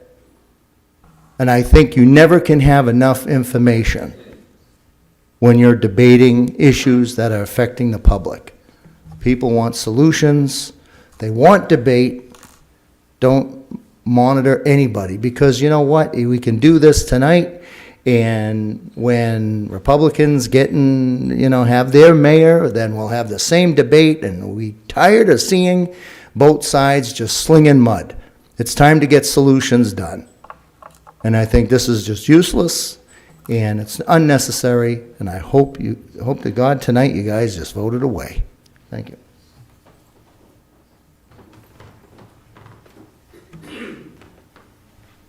Hi, Jamie Cowett, Lewiston, and I'm the director of the store next door. I just wanted to say the mayor has been amazing in our program and with our homeless youth. He has always shown up for us, and I just wanted to share a quick story. Right before school vacation, we had a pizza party for our homeless youth to celebrate Christmas, and he showed up and had pizza and celebrated Christmas with our youth. And he sat down and had conversations and just hung out with our youth in our program. And I just wanted to thank him for always showing up and being supportive for our youth and always being there.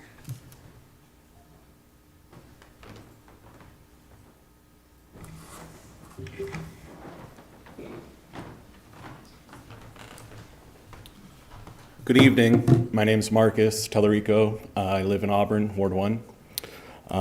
It sounds like a lot more backdoor shenanigans. I hope the council listens. People are tired of it. I know we're not supposed to ask questions, and I'll just leave these open-ended. I'm curious who the "we" is in the councilor's statement. We haven't heard from a few councilors. I'm curious who proposed this. I'm curious how much it's cost. I see the city attorneys here. and an article referenced that he had been spoken to regarding this already. So I'm curious how much we've been spent into this ridiculous proposal, and I encourage you to oppose this agenda item. Thank you.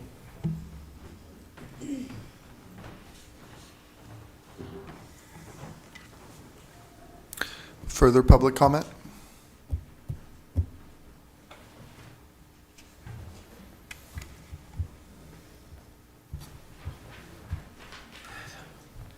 Good evening. My name is Michael Joy, and I live at 279 Old Green Road.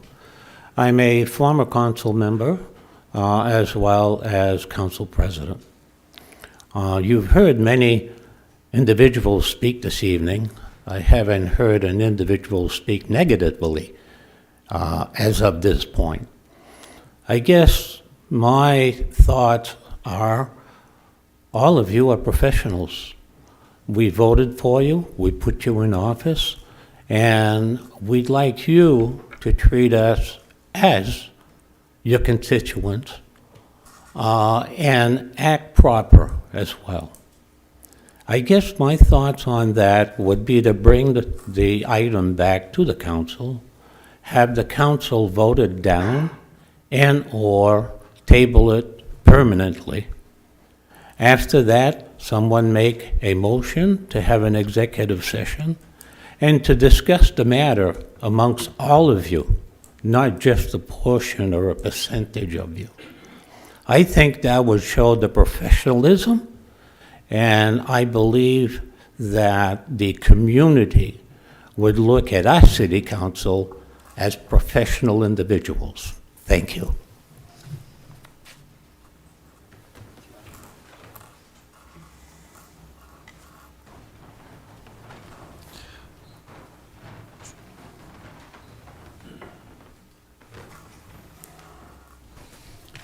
Hi, I'm Kathy McDonald. I live on Ware Street in Lewiston. So I didn't know whether I was going to say anything tonight or not, but I've read and I've reread the whole proposed change, and I cannot wrap my head around any of the purpose or the reasoning of it. The mayor and the councilors are elected in a non-partisan manner, and this certainly seems to be a very partisan subject. So I'm here, I want to urge you not to support the proposed change and consider the future considerations of it. You're all elected, each and every one of you, to represent us and to be our voice representing the city of Lewiston. We voted for you and we entrusted you with our voice. To stifle the voice of an elected representative is essentially eliminating the voice of part of the people that voted for you. I suspect that some of you have further political aspirations. And it might be you that is your voice who's going to be stifled in the future. So I hope you consider that, and that you consider the citizens of Lewiston that voted for you and supported you and entrusted you, and that we put our faith into you. So again, I urge you to consider the future and to vote no on the proposed changes. Thank you.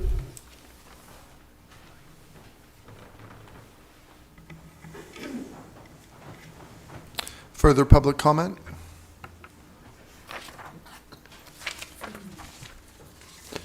Back to the council. Councilor Scott.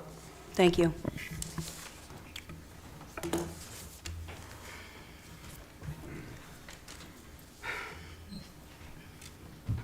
I wrote a lot about this, and I thought a lot about this.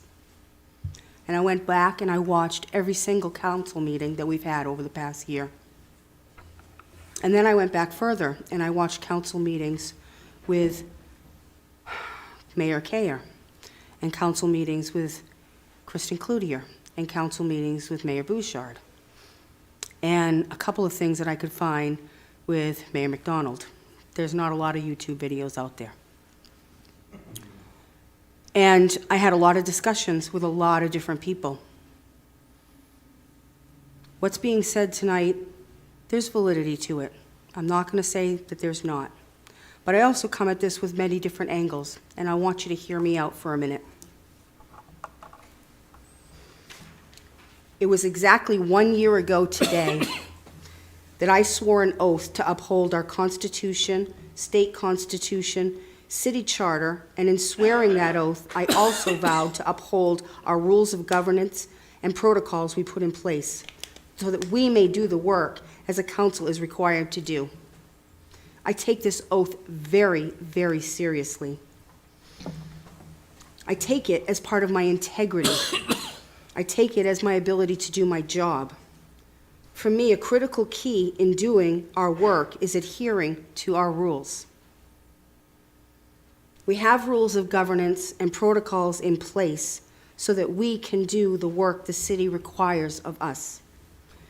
And in the charter and in our rules of governance and in our protocols, the mayor and the city council is differentiated. They are differentiated because there are differences between the two. And the charter does say specifically that the mayor, as a member of the city council, is the presiding officer. In our rules of governance, we govern by Robert's Rules of Order. So, I'm a former chair of the school committee. I've chaired several committees. And one of the hardest things to do as the presiding officer is to remain neutral. Because in reality, remaining neutral and impartial is how we get our work done. Even when we disagree with those people, and it's the hardest thing in the world, because a lot of times you have to listen to those that you absolutely 100% disagree with, those that don't think along the lines with which you think of. But as the presiding officer, that is your role. I looked up Robert's Rules of Order. I wrote pages of it, of what the presiding officer is supposed to do. Pages and pages, honestly. I've studied this before, and 700 pages later, I'm still studying some more, and I think we all still need to do that. But what says one thing about ensuring fairness and partiality is that the most important principle that all presiding officers must remember is that they represent all members. That they represent not just the select few and not just those with whom they agree. All. The duty of the presiding officer is to keep control of the meeting. But more than that, it is to see that during debate, all facts, pros and cons, come out in the discussion so that the assembly can make an informed decision. No member should feel that the presiding officer takes sides. Rather, the officer allows the assembly through the democratic process to arrive at the will of the majority, to ensure fairness and impartiality.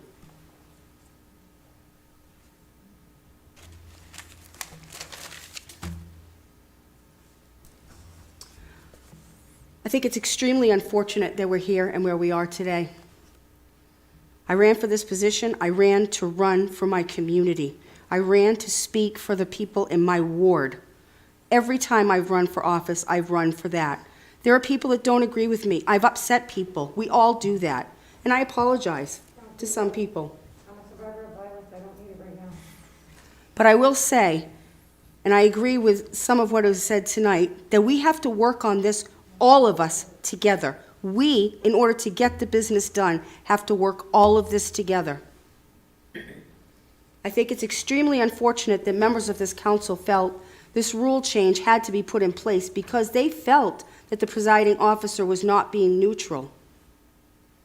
Many of you, all of you, some of you may not see everything that happens. But we have had pejorative statements made by this mayor after votes have been made. We have had expressions of contempt and disapproval after votes are made. I don't like to see that. I don't think that's how we get the work done. And I'm seeing that on both sides here. I'm seeing what I call a match between different sides that doesn't work for our community whatsoever. I would have to agree with former Councilor LaJoy that this is something that we should discuss in executive session. But I also agree with what's already been said by a fellow council member up here, that this has been brought up already. I have heard from many different people. I have heard from people that say, vote this down. But I want you to remember, everybody in this room that is saying that there are 1,000 other people out there that say vote for this. That this community is for all 36,000 people that live here, and not just the people that agree with the mayor. And that we have to remember that if the mayor was a different person, and this was happening on the other side, where we had a Republican mayor and a majority of 4 Democrats who were saying the opposite way, would we still be having that same discussion? Yes, we would.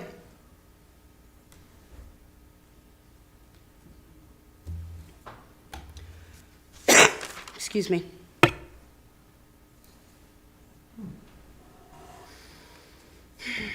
Our mayor is not losing his voice by doing this, and I'm not saying where I'm going with this right now. I will tell you that yes, we vote this mayor citywide. Yes, this mayor speaks for our community. All mayors do. This particular mayor is great at speaking and talking to people all the time. He's great at doing what we want our mayor to do and what the charter says our mayor should do, is being out there in the public. He daily posts on social media his opinions. He holds press conferences. He puts out press releases. He forms committees on serious issues. He has the bully pulpit. He does speak all the time for those that voted for him. But I repeat again, the mayor's role during business meetings is to be the presiding officer for the council. When we look at what other mayors did, and they spoke, they did, the vast majority of them spoke with knowledge and opinion that would help move a question forward. They moved things forward, talking about parliamentary procedure and helping people with parliamentary procedure. They did not speak many times that I had seen in a negative way. This is happening. We have city councilors that are feeling uncomfortable. We have to recognize that. Now, becoming the position that I got tonight, Please, excuse me, council, I'm sorry, if everyone in the council chamber can please stop talking. Thank you. You shouldn't be talking to me. Please, I don't care. You should not be saying that to me. I don't care. please stop talking. Thank you. I don't even know like he's talking to me. Thank you. Please continue, Councilor Scott. I would agree that this is divisive. But I've also heard others say that what the mayor has put on social media is divisive as well. We have to represent all voices in our community. We have to represent everybody, and we have to find a way to get along. I'm not going to read everything I wrote. And I'm going to think about what happened earlier this evening and the role that I got. I think the way to move forward is for the mayor to recognize that sometimes he does say things that are derogatory and divisive and dismissive after councilor members speak. But we also have to recognize that we as a council need to make sure that we're hearing everything that our community is saying to us. And maybe what we need to look at is what was changed a few years back after a debacle with another mayor and we changed public comment, that we need to go back historically to what public comment was and recognize that we should be answering and listening to what the people in our community are saying. All of the people in our community. That's all I have to say for right now.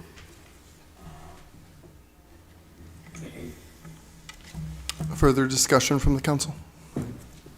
Councilor Harriman? Thank you. So I've just got a couple questions about this for the city attorney. partly about the wording of it and partly about how it came about.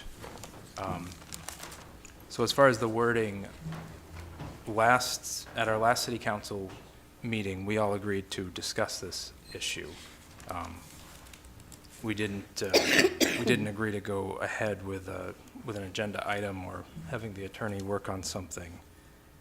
And I'm wondering, I know that our city council rules say that the city council president can contact the city attorney.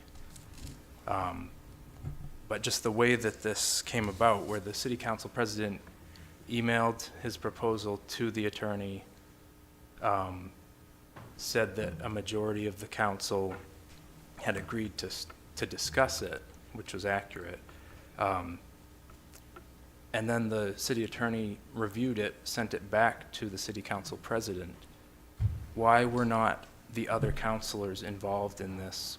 One, in the decision-making process to consult the city attorney about an agenda item, and two, being made aware of this agenda item.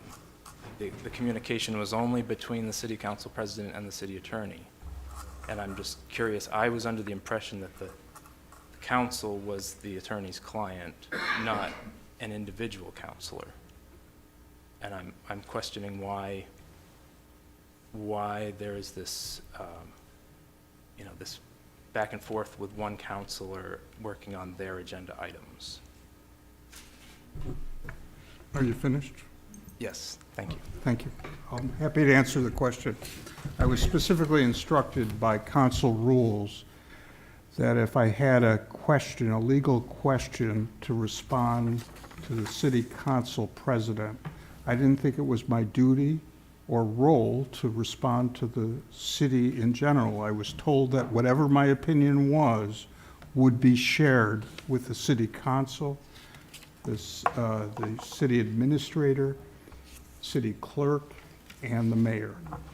And when I use the word city council, I didn't mean to offend you, Mr. Mayor, as not being a member of the council, but I meant to say that it was meant to be shared with every member of the city council, including the mayor. It wasn't meant to be shared only with one city councilor, namely the city council president. So I only do what my client asks, and my client spoke through the city council president, and that's what I was instructed to respond to, either that or through the administrator, the city administrator. That's how we respond, in order not to run up the bills. And when I was asked whether or not I would want to come to this meeting, I said, it's not a legal question. Why are you running up the bill? But both the city council president and the mayor asked that I attend the meeting.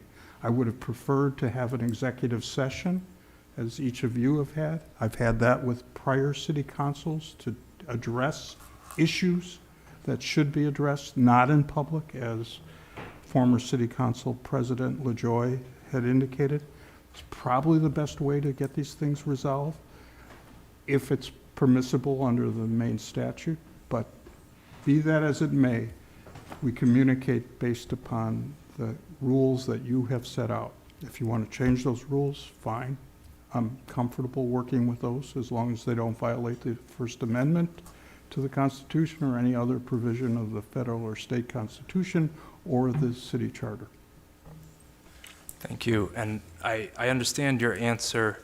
I guess the issue comes up in that the city council president, in contacting you, was not representing the city council.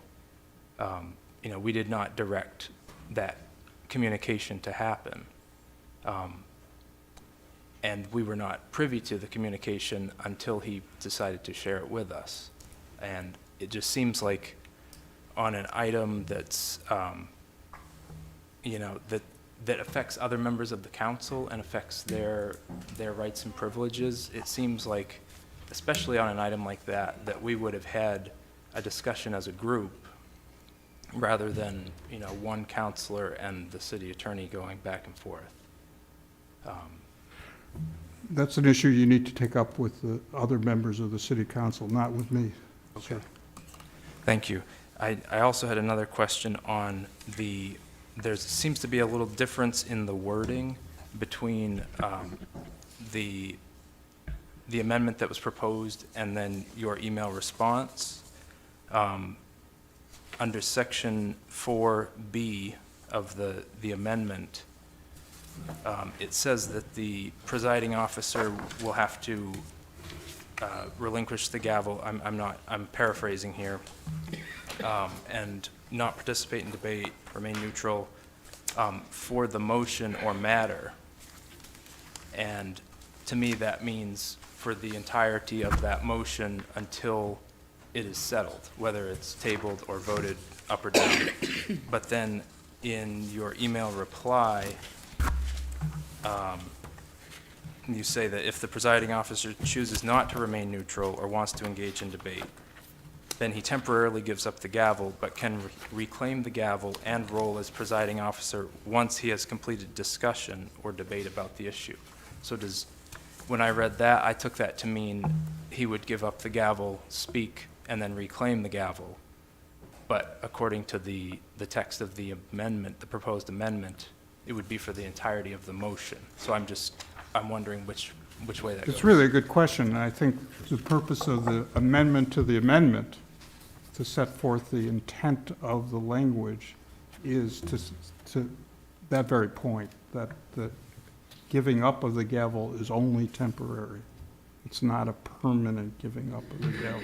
That may depart somewhat from Robert's rules, but it's designed to further the purpose that the mayor is a member of the city council with full rights to debate. No rights greater than any other city council member and no rights less than any city council member. So the goal of the intent is to make it absolutely crystal clear that the mayor should have a voice in any debate, in any issue, in any matter, and not be unduly, quote, penalized, close quote, by giving up the gavel. He only gives it up temporarily. Same thing goes for the city council president. If he or she is presiding over the meeting, they give up the gavel if they want to enter into a debate, if they want to debate an issue. But then they get to take it back if they have the gavel once they're done, and they can act in a neutral fashion so that every city council member's views are respected. That's the goal, to have a harmonious city council and to have a debate that brings out all the issues, whether it's the mayor, city council president, councilor from Ward 2, councilor from Ward 5, so that everyone can debate the issue and that the person presiding is in a neutral fashion. That was the goal. If you decide as a council that the mayor should have a biased position, that's your privilege. Under the city council rules, section 2.111, it says that you get to prescribe the rules as long as they're not inconsistent with the charter. There's nothing in the charter that says city council, the mayor needs to be unbiased. There's nothing that says that he should be biased. It only says that he's a member of the city council. Thank you. I guess the question still remains whether the presiding officer would need to relinquish the gavel only while they are speaking on the item or for the entirety of that motion, which is how it's currently written in this proposed amendment. Well, I think, so to answer your question, sometimes contracts are very, they're not long, and this amendment is not a long passage. Maybe it could have been written better. I didn't draft it, but maybe it could have been written better. But I thought the intent is what carried the day. And some legislation not always, but sometimes legislation has an intent and purpose.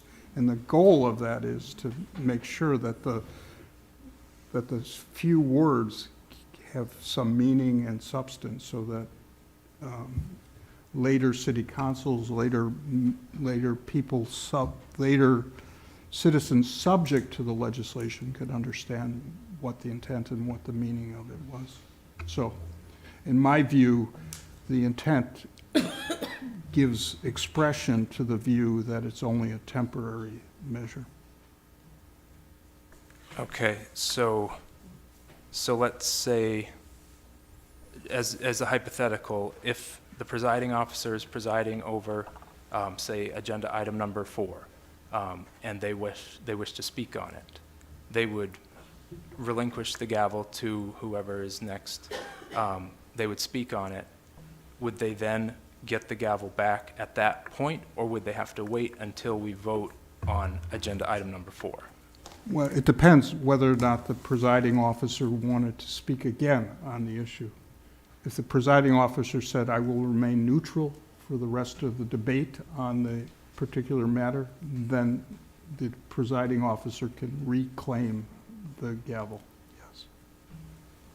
Okay, so it seems like this wording is not quite accurate then, because it says, he shall relinquish the role of presiding officer for the motion or matter and turn over that role to the city council president. So if he wants to speak on a particular motion, then he would have to relinquish it for that entire motion as this is written. That's what I'm trying to get at, is which way it actually goes. So you would not, so if you were comfortable with that notion, then you would propose an amendment, I think, to the amendment to address that very point, the inconsistency. What you have observed is an inconsistency between the literal language and the spirit or the intent of the language. I understand. So, but in the end, rules, the words matter, not what somebody meant. So, I'm just, that's one thing. So that's reminded of Justice Frankfurter's favorite expression of statutory construction. 3 principles of statutory construction.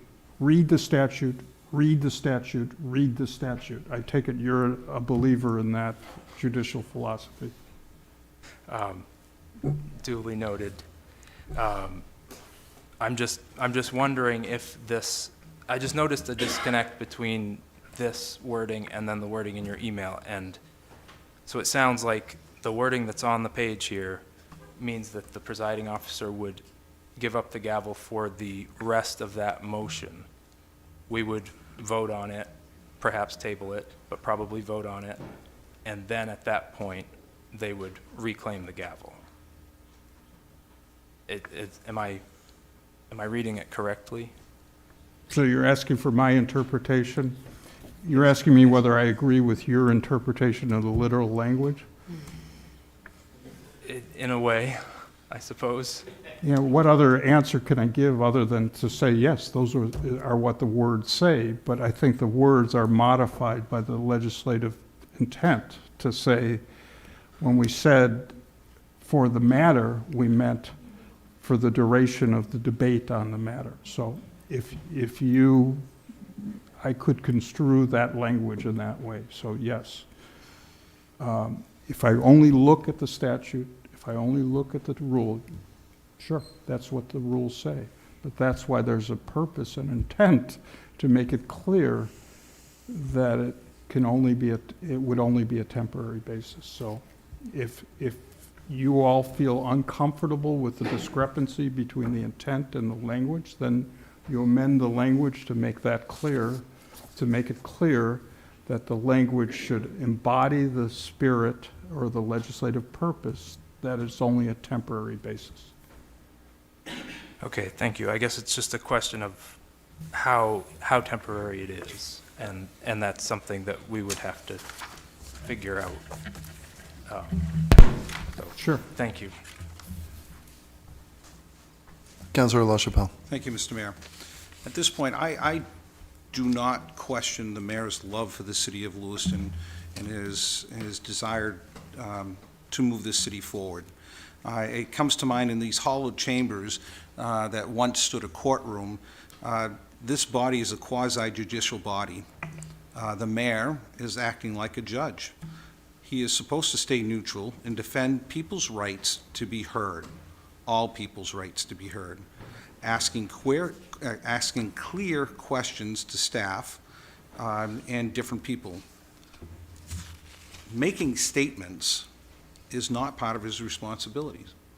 Making statements after a vote is done, negative comments towards other counselors, is not appropriate.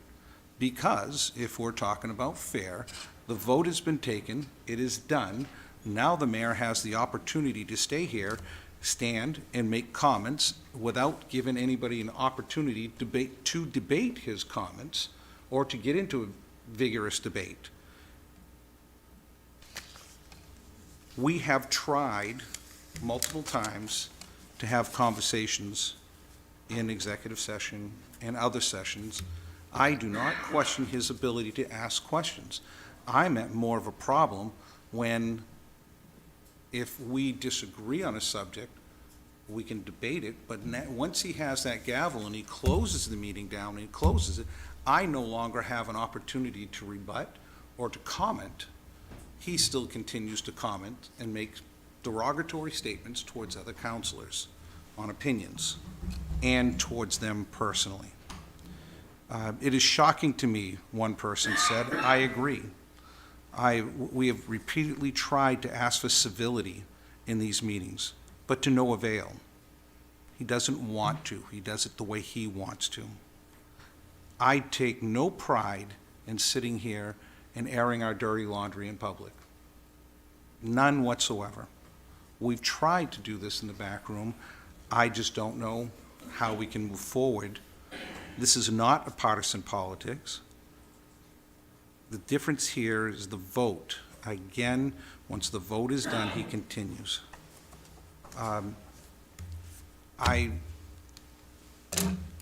Without moving for a century, calling him out as a council and voting saying that's inappropriate, just asking, stop.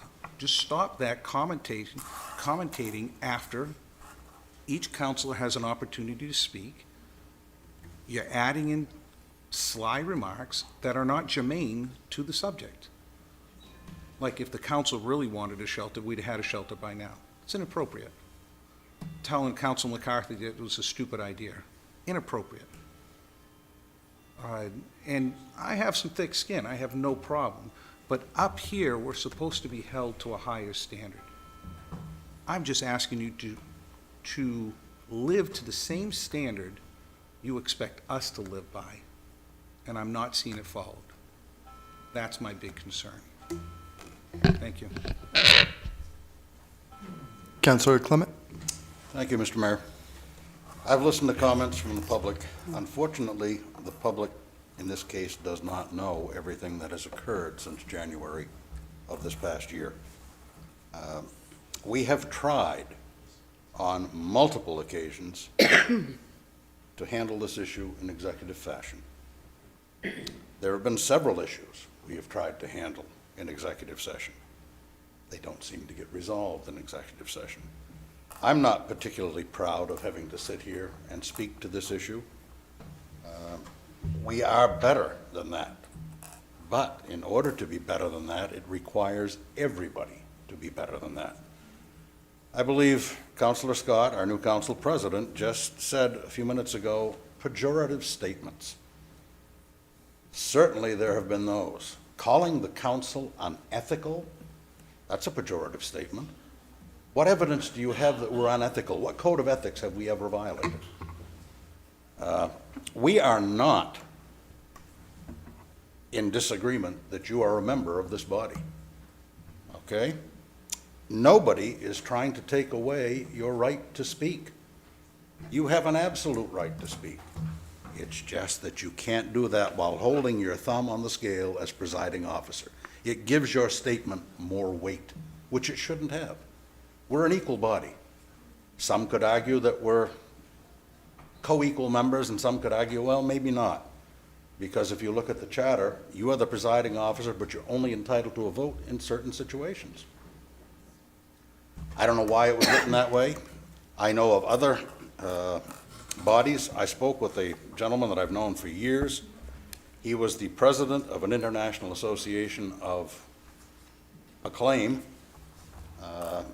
was a police chief in a large city for many, many years, served as parliamentarian after he got done as president of this association. He was parliamentarian for several years.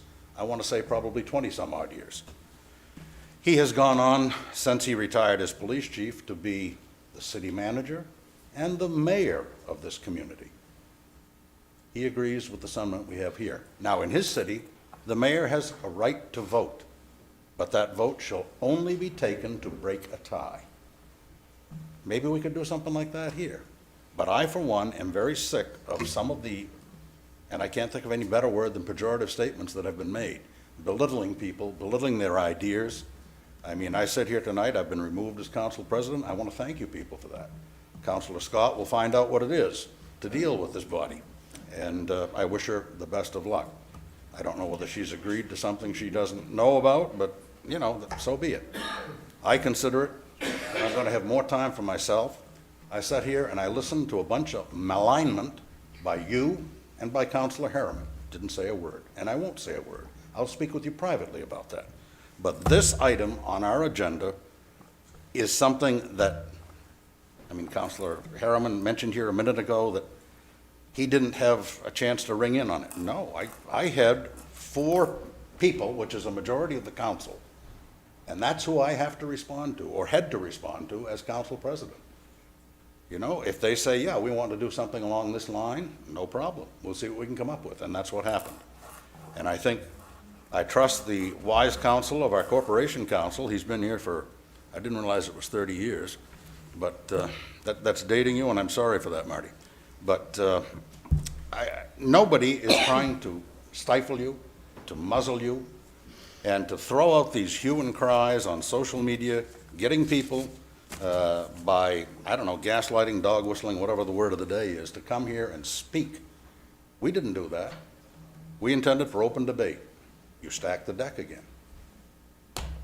Your privilege. But we're not trying to diminish your membership in our body. We're just saying that you can't impartially make these comments and still preside over the body. And if people there knew what happened and knew what had happened and what had been discussed in executive sessions, they would more clearly see what it is we're trying to do. I'd be happy to go into that, but I think we have to, as a body, approve discussing those types of things. And I've got a feeling that there'll be some people here that wouldn't want to discuss those things in public. So I will leave it at that. I would hope that my council colleagues will look upon this as the step that will solidify us as a body and allow us to move forward and do the people's business. I, for one, do not appreciate turning on TV and seeing stuff where we're called names by our presiding officer. I get screenshots and email. Oh, did you see this? I don't follow social media. I call it anti-social media. So there's a lot of negativity out there. I don't think it belongs in this body, and I certainly don't think it belongs coming from the chair of this body. Thank you.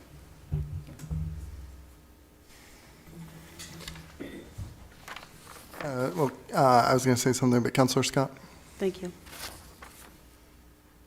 So now that all this has been said, and I hope you heard me, that I pointed out the things I heard, what you've said, and we've aired our grievances now. I feel like it's Festivus too. Sorry, that was a joke. I apologize. Is there a way that instead of pushing this forward, we table this motion, we have executive session, and we actually have a discussion? And I ask this of you, Mr. Mayor, because this is about the relationship that's happening here, and between the both, that this has to be figured out so that we can move forward and get the work done. I would like to see if we can table this, have an executive session, and work through, and if we want to add rules of governance, we make sure that we're all in agreement about the words that are done, and that we move forward that way, so that we can move forward. Mr. Mayor? Councilor Clement. I would propose that we add this intent of change in rules to the main motion as a portion. And then I would further ask that we table this motion to a time specific. That is, that time specific that we have an opportunity to once again discuss this issue in executive session and see if we can come to a permanent agreement. Barring that, I would say we bring this back and we vote on it. Maybe the outcome of that executive session will govern the outcome of the vote. I certainly hope so. But if it doesn't, and these things continue, then this is going to be a revolving door. I just feel very strongly about this. Neutrality and impartiality. This was hammered into me many times in another state. I was a justice of the peace. I would sign criminal complaints. I could issue search warrants. I could issue involuntary admissions to the state hospital. But I had to remain absolutely neutral and detached. Councilor LaChapelle brought up the item. This was once the 8th District Court. City of Lewiston gave the judicial branch this room to function as a court, and a judge sat up here on the dais. But that judge was charged with being impartial, with being fair, with being neutral. He couldn't say, attorney, your client is definitely guilty, okay, bring on the next witness. It is a higher standard that we must hold ourselves to. And I think maybe sight of that has been lost. And I would ask that if you can see a way clear to deal with this in executive session again, fairly and impartially, without a bunch of name calling, then I'm up to that. But if it's not resolved, then we bring this matter forth at a future council meeting and we discuss it again, and it may get voted in. It may even result in a charter change wherein we formally adopt all of Robert's rules. You think this is restrictive? Read Robert's rules. That's all I have to say. I thank you for your time. That would require a second, I guess, for the amendment. So just to be clear, are you making a motion? I'm moving that we include this statement of intent with the main motion, and then once that's part of the main motion, we table the main motion to a time specific. I don't know what meeting that would be. It could be, I guess, any time we want in the future. We're not tabling it indefinitely, but I do see that Corporation Counsel has... Yes, Mr. Eisenstein. So one of the benefits of having 30 years as city attorney, I've seen other city councils go through not the same problems, but similar problems, and there have been disagreements to the point of fisticuffs or close to fisticuffs. You're clearly not at that point. And one of the ways that items were resolved was through an executive session discussion with counsel. I'm not trying to run up my legal bill, but there are only certain ways that you can meet an executive session. So I think it's a great idea to meet an executive session, but I don't think you can meet just among yourselves and chat and try to resolve things. I think you really do have to deal with counsel. And that's my only suggestion. I think it's a good idea that you all talk in confidence and you talk about these things. And I certainly can raise the legal background and framework, but you need to do it with Corporation Counsel present, unfortunately. So.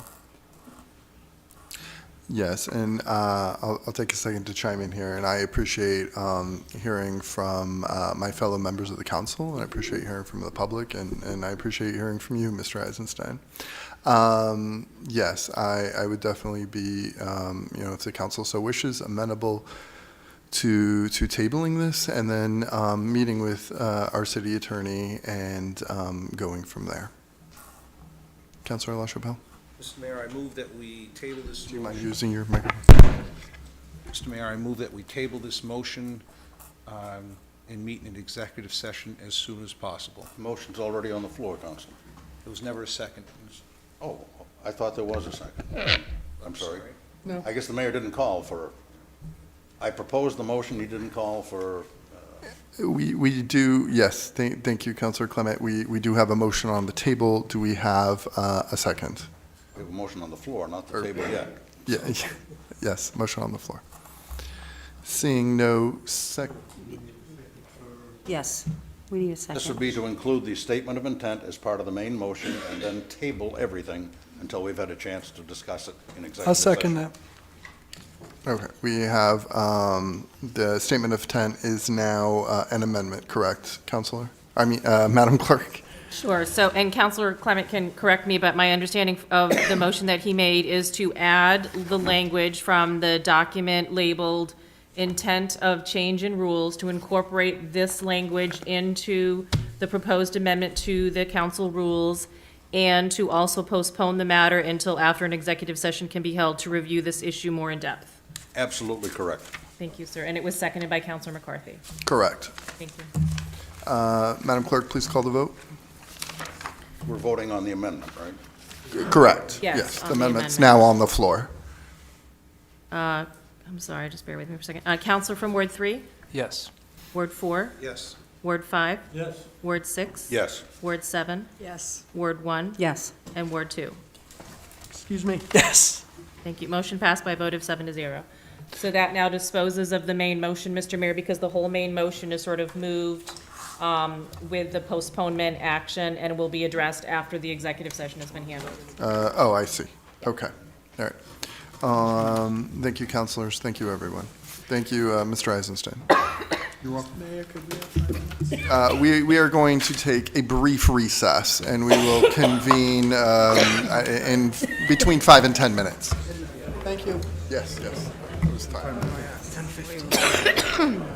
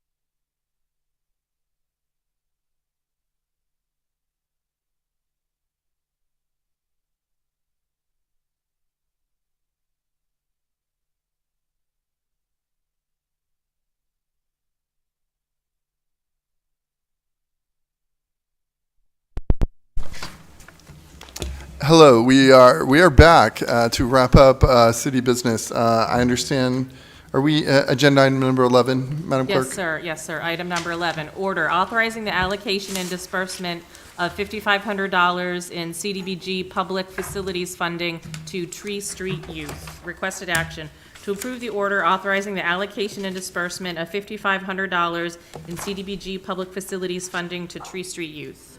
So moved. Thank you, both. Councilor McCarthy, seconded by Councilor Pease. I called a tie there, but discussion, or I'm sorry, Jessica, correct? Yes. Yes, thank you. Sorry, can you kick us off, please? Sure. Good evening. Jessica Wilson, Community Development Program and Project Manager. So this is one of our public facilities applications for CDBG funding. During our budget approval back on May 3rd, you had approved $145,000 and some change to public facilities to be determined. So this is one of those that we're bringing forward to you for, it's under bricks and mortar rehabilitation, but Tree Street Youth has a failed oil tank that their oil delivery company has told them is not functioning, and they're not going to have any deliveries until they have it replaced. So they have asked for $5,500 in CDBG funds to fund that removal of the 2 old tanks and installation of the new one. Thank you. Discussion from the council? Councilor McCarthy. Thank you, Mr. Mayor. What's left, what's the balance in that account? So this is just the tip of the iceberg. So we have not allocated any of those, So this those is funds. 5,000 off the top. Correct. Thank you. Public comment for this agenda item? Back to the council. Madam Clerk, please call the vote. Council from Ward 3? Yes. Ward 4? Yes. Ward 5? Yes. Ward 6? Yes. Ward 7? Yes. Ward 1? Yes. Ward 2? Yes. Motion passed by a vote of 7-0. Thank you, Jessica. Agenda item 12. Item 12, order authorizing execution of municipal quitclaim deeds for real estate located at 119 King Avenue and 19 Wynn Street. Requested action to approve the order authorizing execution of municipal quitclaim deeds for real estate located at 119 King Avenue and 19 Wynn Street. Move for passage. Councilor Clement, second by Councilor LaChapelle. Discussion? Public comment? Back to the council. Madam Clerk, please call the vote. Council from Ward 3?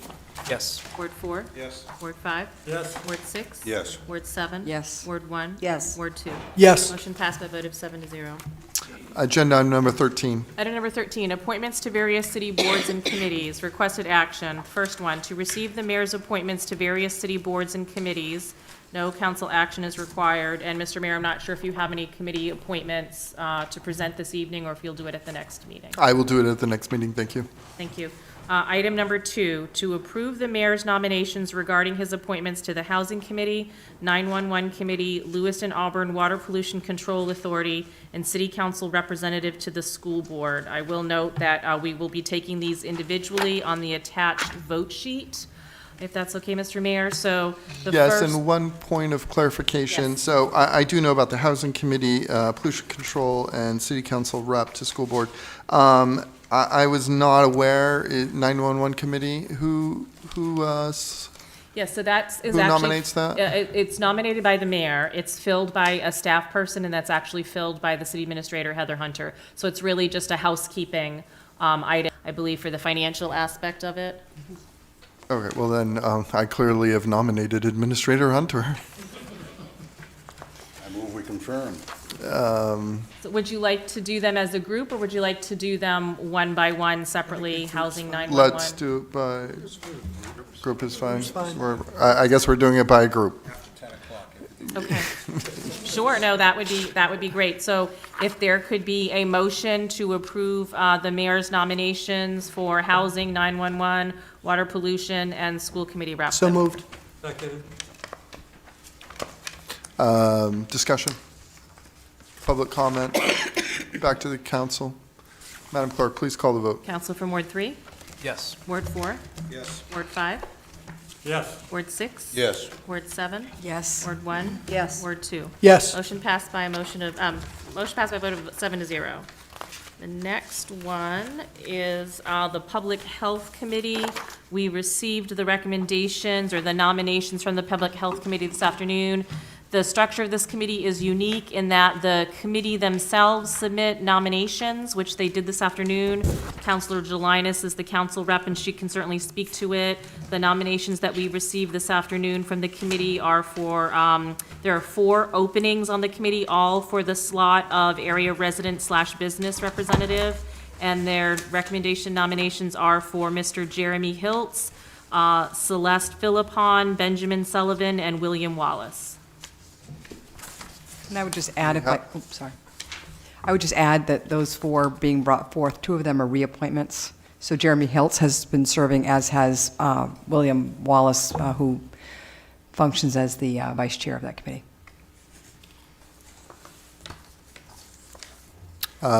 Do we need a motion? Yes, please. May I have So moved. Councilor McCarthy, seconded by Councilor LaChapelle. Discussion? Public comment? Back to the council. Madam Clerk, please call the vote. Counselor from Ward 3? Yes. Ward 4? Yes. Ward 5? Yes. Ward 6? Yes. Ward 7? Yes. Ward 1? Yes. Ward 2? Yes. Motion passed by a vote of 7-0. And then the next one is appointments of the city council, or by the city council, I should say. It's for the Lake Auburn Watershed Protection Commission. We received 5 applications. You have their names and their applications there.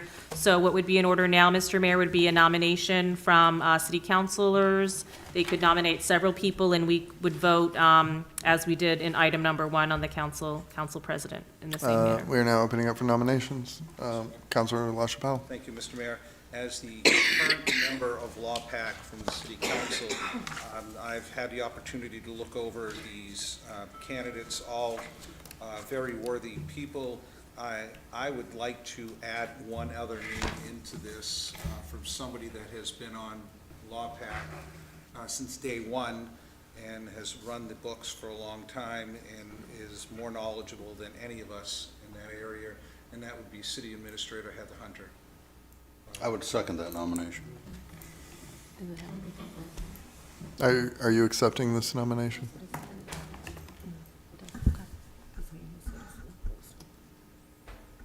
Not when you have this role. We'll have to double check. Let's postpone this for a meeting. I want to check one piece in the bylaws of the watershed, just to make sure I can serve being the administrator as well as a resident. Okay, so we'll postpone this to the Kathy next. just brought that up. Okay. Yeah, I'd rather check before we vote and have to undo it. Make a motion to table this? Yes. Second. Any discussion on this? Sorry, Councilor Harriman. I was just going to offer a nomination from the applicants. Go ahead. But do we have Or a do we? differing motion on the floor? It's been moved and seconded to table this matter, Councilor McCarthy and Councilor LaChapelle. So the motion on the table before you is to table. It Okay. could be voted down, certainly, but the motion, the pending motion That's is the to current, table. okay. Thank you, Madam Clerk. Madam Clerk, please call the vote. Or have we been to public comment for this item? We have not, I'm sorry. no. Public comment? Back to the council. Madam Clerk, please call the vote. Council from Ward 3? No. Ward 4? Yes. Ward 5? Yes. Ward 6? Yes. Ward 7? Yes. Ward 1? Yes. Ward 2? Yes. Motion passed by a vote of 6-1. So we will bring this up at the next meeting. Yes. Okay. And, are we, agenda item number 14? Yes, I believe we're Okay. number 14, sorry about that. Item number 14, order authorizing the purchase of 3 Mill Street for $70,000 plus ancillary closing costs, and instruct the city administrator to execute all closing documents subject to approval by the planning board. Requested action to approve the order authorizing the purchase of 3 Mill Street for $70,000 plus ancillary closing costs, and instruct the city administrator to execute all closing documents subject to approval by the planning board. So moved. Councilor McCarthy, second by Councilor Pease. Discussion? Public comment? Back to the council. Madam Clerk, please call the vote. Council from Ward 3? Yes. Ward 4? Yes. Ward 5? Yes. Ward 6? Yes. Ward 7? Yes. Ward 1? Yes. Ward 2? Yes. Motion passed by a vote of 7-0. And now, are we up to reports and updates, Madam Clerk? Yes, sir. Okay. Reports and updates from the council. I just want to report that the school committee will be meeting next week, and the Lewiston Youth Advisory Council will be meeting on Thursday, starting our new year. That's all I have right now.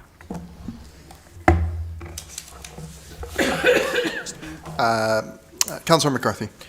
The Auburn Airport Board will be meeting on Thursday, and we got some good news that in this last spending bill signed by the president, we're getting $1.6 million for hangar space at the Auburn Airport. So we're very excited about that.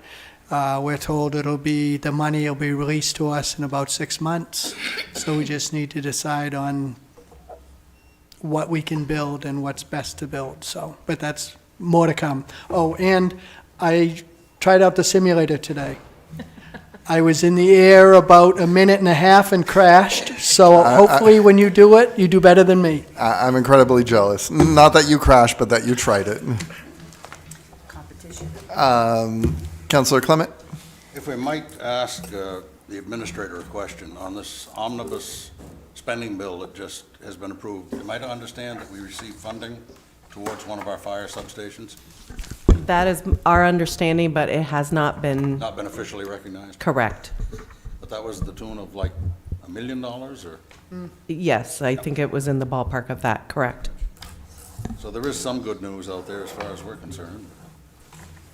I'm not sure that $3 million to study hamsters fighting on steroids is the best use of some of our tax dollars, but hey, that's just me. Further reports and updates? Now we're on to new business. Do we have any? Councilor LaChapelle? I just asked administration if they can change the light bulb in the back. I wrote a note on that today. My second request. I know, I didn't write Ask it down me last things. time. Paint the ceiling, change the light bulb. Thank you.